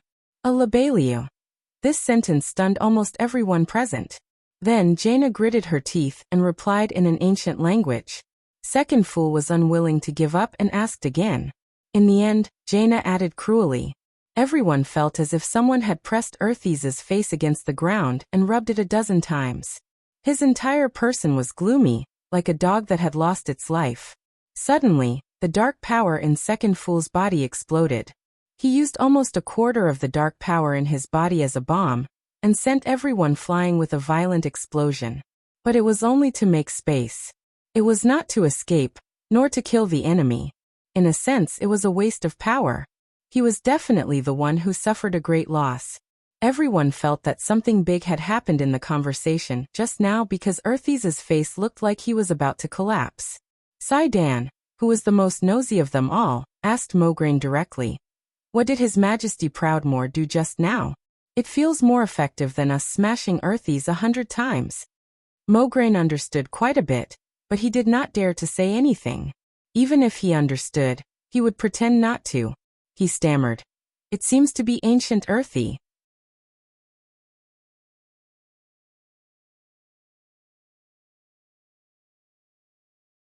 Chapter 900. 2,800 years ago, Thoradin the Great unified the human race. The Arathor Empire rose from the Earthy Highlands, so the ancient Earthy language was the predecessor of today's common human language. But with the passage of time, the ancient Earthy language, which was difficult to pronounce and full of meaningless meaning, became a ceremonial language that was only used by the royal families and ceremonial officials during the most important sacrificial ceremonies. Except for the true aristocrats or ceremonial officials who had been passed down for nearly 3,000 years, no one would learn it. There were so many people present, and they were either elves who disdained learning the human race's special language, or a bunch of human powerhouses who were born ordinary people. It was reasonable to say that even Mograine, who was more like a warrior, could not understand all of it. There would not be a fourth person present who could understand it. But looking at Earthies, who was trembling all over, and Jaina, whose chest was heaving up and down, Duze was extremely annoyed. Ever since he crossed over to Azeroth, Duze's system elves would collect all the sounds around him, regardless of whether Duque noticed or not, and would automatically analyze and translate them. So when Duque said that Azeroth was the overlord of all languages, it was absolutely not an exaggeration. So Duque understood it. In layman's terms, the 4 sentences were, Earthies, why do you have to help Duque? Jaina, because your boss, Archimonde, killed my father, big brother, and other relatives. I want revenge. I want to destroy the Burning Legion. At this point, at least it was politically correct, wasn't it? But from the 3rd sentence onwards, the meaning changed. Earthies called for surrender. There is no hope for this world. The Burning Legion is destined to win. Why don't you come earlier? Even if you were once Duque's fiancé, I don't mind. I will make you my queen and rule the world of Azeroth forever. If there is a chance, I will help you overthrow the Burning Legion. Words should not be spoken carelessly. Since ancient times, many people had lost their heads because of the wrong words. If it were not for the Lich King Nazul's rebellion, Earthies, as Nazul's loyal dog, would not have dared to say such words.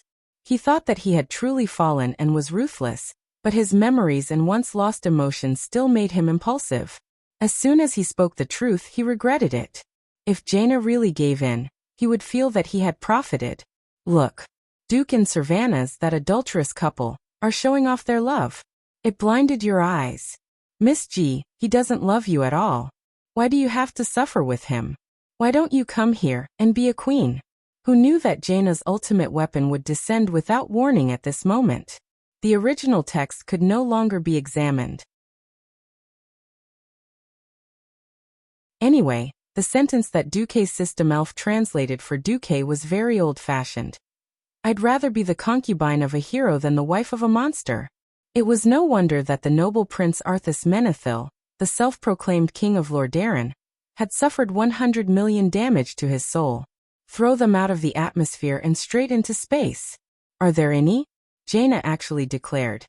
Even if I become the queen of the 7 kingdoms of the humans, I'd rather be a nameless mistress for Duque than be the queen of Arthas. This was practically digging out his burning heart, throwing it on the ground and smashing it into pieces, then spitting on it, peeing on it, and soaking it in a cesspool for 49 days.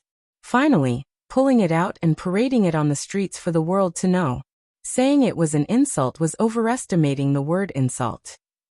Tie his body to the pillar of shame, and whip it for 10,000 years was not enough to describe the humiliation he had suffered. Arthas broke down. On the other side, Duque bared his teeth and thought, damn, no wonder Jaina became the heroine of history. With this mockery, she is clearly the #1 main tank in the Alliance. What was tragic was that Duque had to pretend not to understand. He asked Jaina with concern. What did you say just now? Why did Arthas' expression change so much? Even though Jaina was thick-skinned, She still felt ashamed when she recalled what she had said in a fit of anger. Even the fair skin above her breastplate that was exposed to the air was flushed seductively. Oscar Award winner Best Actress Jaina puffed out her chest and sucked in her stomach as she spoke righteously. She looked as if her skin was flushed due to excessive excitement. This despicable and shameless demon who killed his father and teacher and slaughtered millions of lives of various races actually has the cheek to ask me to be his empress. I have mercilessly rejected him. Damn it. Truly merciless. The future Lich King, a super boss who was originally an incomparably famous villain in history, was completely trampled on by you. Alright. A certain Du was secretly delighted in his heart. This was not the social butterfly Jaina who had romantic entanglements with several powerhouses in the original history. In this life, Jaina had been sent to the Marcus residence when she was still a lowly. She had been a disciple and had been a widow for 10 years without marrying Duque. He had even cruelly broken off their engagement. She was still the original even now. If there was anyone who had wronged someone, it would definitely be Duque who had wronged Jaina. If this was some fantasy novel about breaking off an engagement, and Ji Outyin was the male lead, then Jaina would definitely be Ji Outyin. But this noble Jaina, who was now a queen, had actually said such words out of excitement. How could Duque not be pleased? Even if he didn't dare to show it on his face. It was so good that it felt like all the pores on his body had eaten a ginseng fruit. If he could like Jaina's post, Duke would definitely hire 10,000 people to give Jaina a trillion likes and send Jaina straight to the headlines. Compared to Jaina's move, Ji Outyan's following performance as a movie queen was nothing. Jaina pretended to be frightened and stood behind Duke. She hugged Duke's right arm with both hands and clamped his right arm with a pair of magic peaks exaggeratedly. She said, "Duke, I accidentally angered this demon. You must protect me." "Alright. No problem. Leave it to me." Duque, who often looked like a hero but was actually a coward, really took care of everything this time. Ji Outyin had already said so much. If you don't protect her and let her be snatched away to be the wife of a ghost, are you still a male pig? This time, not only Duque stood in front of Jaina, the 3 holy knights also quickly adjusted their positions. Mograine and Turayan were like 2 door gods, standing in front of Duque, one on the left and one on the right, while Sidon stood behind Arthas. Duque hooked his right index finger at the 2 idiots in an extremely pretentious manner. "Come on. Let's hurt each other."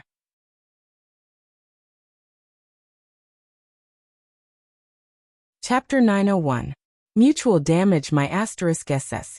Although the Alliance had gathered almost all of their strongest players to fight Arthas as if he was a boss, everyone knew that they were in trouble this time. Last time, the Alliance and Horde powerhouses besieged Arthas near the Dalajan, but they did not manage to take him down. The most important reason was that Frostmourne was too overpowered. Not only was it extremely sharp, but it also healed itself, weakened the enemy's will, released Frost Aura, and many other powerful effects. Ordinary epic weapons could not do anything to Arthas. If they were to fight head-on, the weapon would be broken in one hit. This was simply a collision between a bronze sword and a steel sword. There was no solution. Otherwise, why would they have to sacrifice Orgrim? At that time, of course, it was because the Dreadlord had saved him, but ultimately, it was because the Alliance and Horde were not strong enough. But today was different. Quel'Zarim and Ashbringer, the 2 artifacts, held the fort. Sidon focused on defense, and Servanas madly dealt damage. Speaking of which, the surrounding powerhouses, including Duque, did not do much from the beginning to the end. Not to mention one Dreadlord. Even if half a dozen came, Duque was confident that he could hold on for more than 15 minutes. After all, not every Dreadlord was as powerful as he was. Moreover, Illidan had already gone to find trouble with the boss of the Dreadlord, Tichondrius. Therefore, there were only 3 Dreadlords who were truly qualified to effect this battle. Excluding those who were still in charge of Lordaeron, there was only one Dreadlord who could come. Moreover, the Dreadlord was following Archimonde's orders to take over the Scourge army. Under normal circumstances, no one would come to save Arthas except for the people from Nuzul's line. Now was the time when Nuzul's line was at its weakest. After thinking about it, The only one who would come to save the two fools was the loyal Kel Thuzad. But a Kel Thuzad wanted to save them? That was underestimating the alliance. Almost at the same time as Jaina provoked Arthas again and sought refuge with Duque, a portal suddenly appeared less than 2 meters away from Arthas. At the same time, several huge portals the size of basketball courts appeared above everyone's heads. From inside, countless powerful undead monsters poured down as if they were free. Go. It was Kel Thuzad's voice. Arthas suddenly came to a realization. That's right. Everything was a F***king provocation. It wasn't easy to catch him, and the Alliance couldn't wait for him to fight to the death with these musclemen. Arthas could not help but feel a surge of warmth in her heart. How ironic. Who would have thought that in the end, it wasn't the great Lich Anastrian who came to save him. Instead it was Kel Thuzad, who he had single-handedly killed, who pulled him back at the crucial moment. Hey.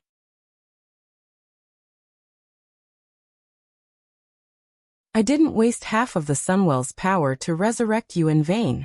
This was what Arthas thought. The experts on the periphery, who had been idling for a long time, immediately perked up. Ha! Riataline bellowed. The hammer and shield in her hand clashed, producing a crisp clanging sound. Even as a woman, her long experience in frontline battles made every move of hers filled with fierce pressure. Of course, she knew that she was not the main force of the assault force. In terms of long-range damage output, the nearby players completely outclassed her.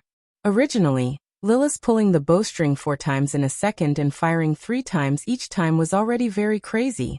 But compared to Ronan and Kale, who were in a human-shaped artillery formation, she was still very weak. Just as the 3 holy knights surrounded Arthas, the 2 Radiant Moon Archmages, who were second only to Breaking Dawn Archmages, quickly constructed a temporary medium-sized war magic formation. That's right, it was not a small one, but a medium-sized one. Powerful magic stones that were enough to make an ordinary Radiant Moon Archmage a lifetime's worth were inserted into the nodes of the magic formation, as if they were free of charge, acting as the magic formation's auxiliary source of magic power. Almost at the same time that the elite undead monsters in the sky emerged from the teleportation portal, violent firepower shot up like countless fireworks from the ground, producing all kinds of strange sounds as they soared into the sky. It was 2 torrential magic rains that seemed to violate the laws of nature, falling from the ground to the sky. Ronan's arcane storm and Kale. That skyrocketing fire pillar easily tore the terrifying monsters that these elite holy knights would need to spend a long time to deal with into pieces. The body parts that fell from the sky didn't even fall to the ground before they were blown up by the seemingly endless magic attacks, turning into even finer pieces.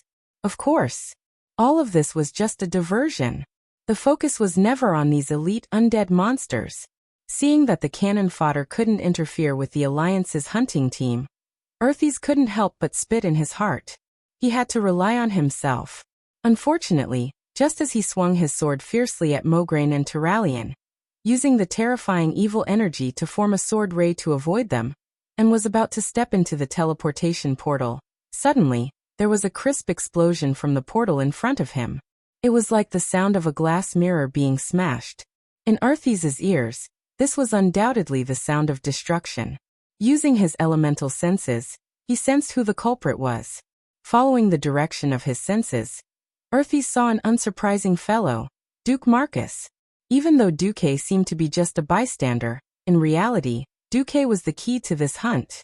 Without Duque, Arthas could be rescued at any time.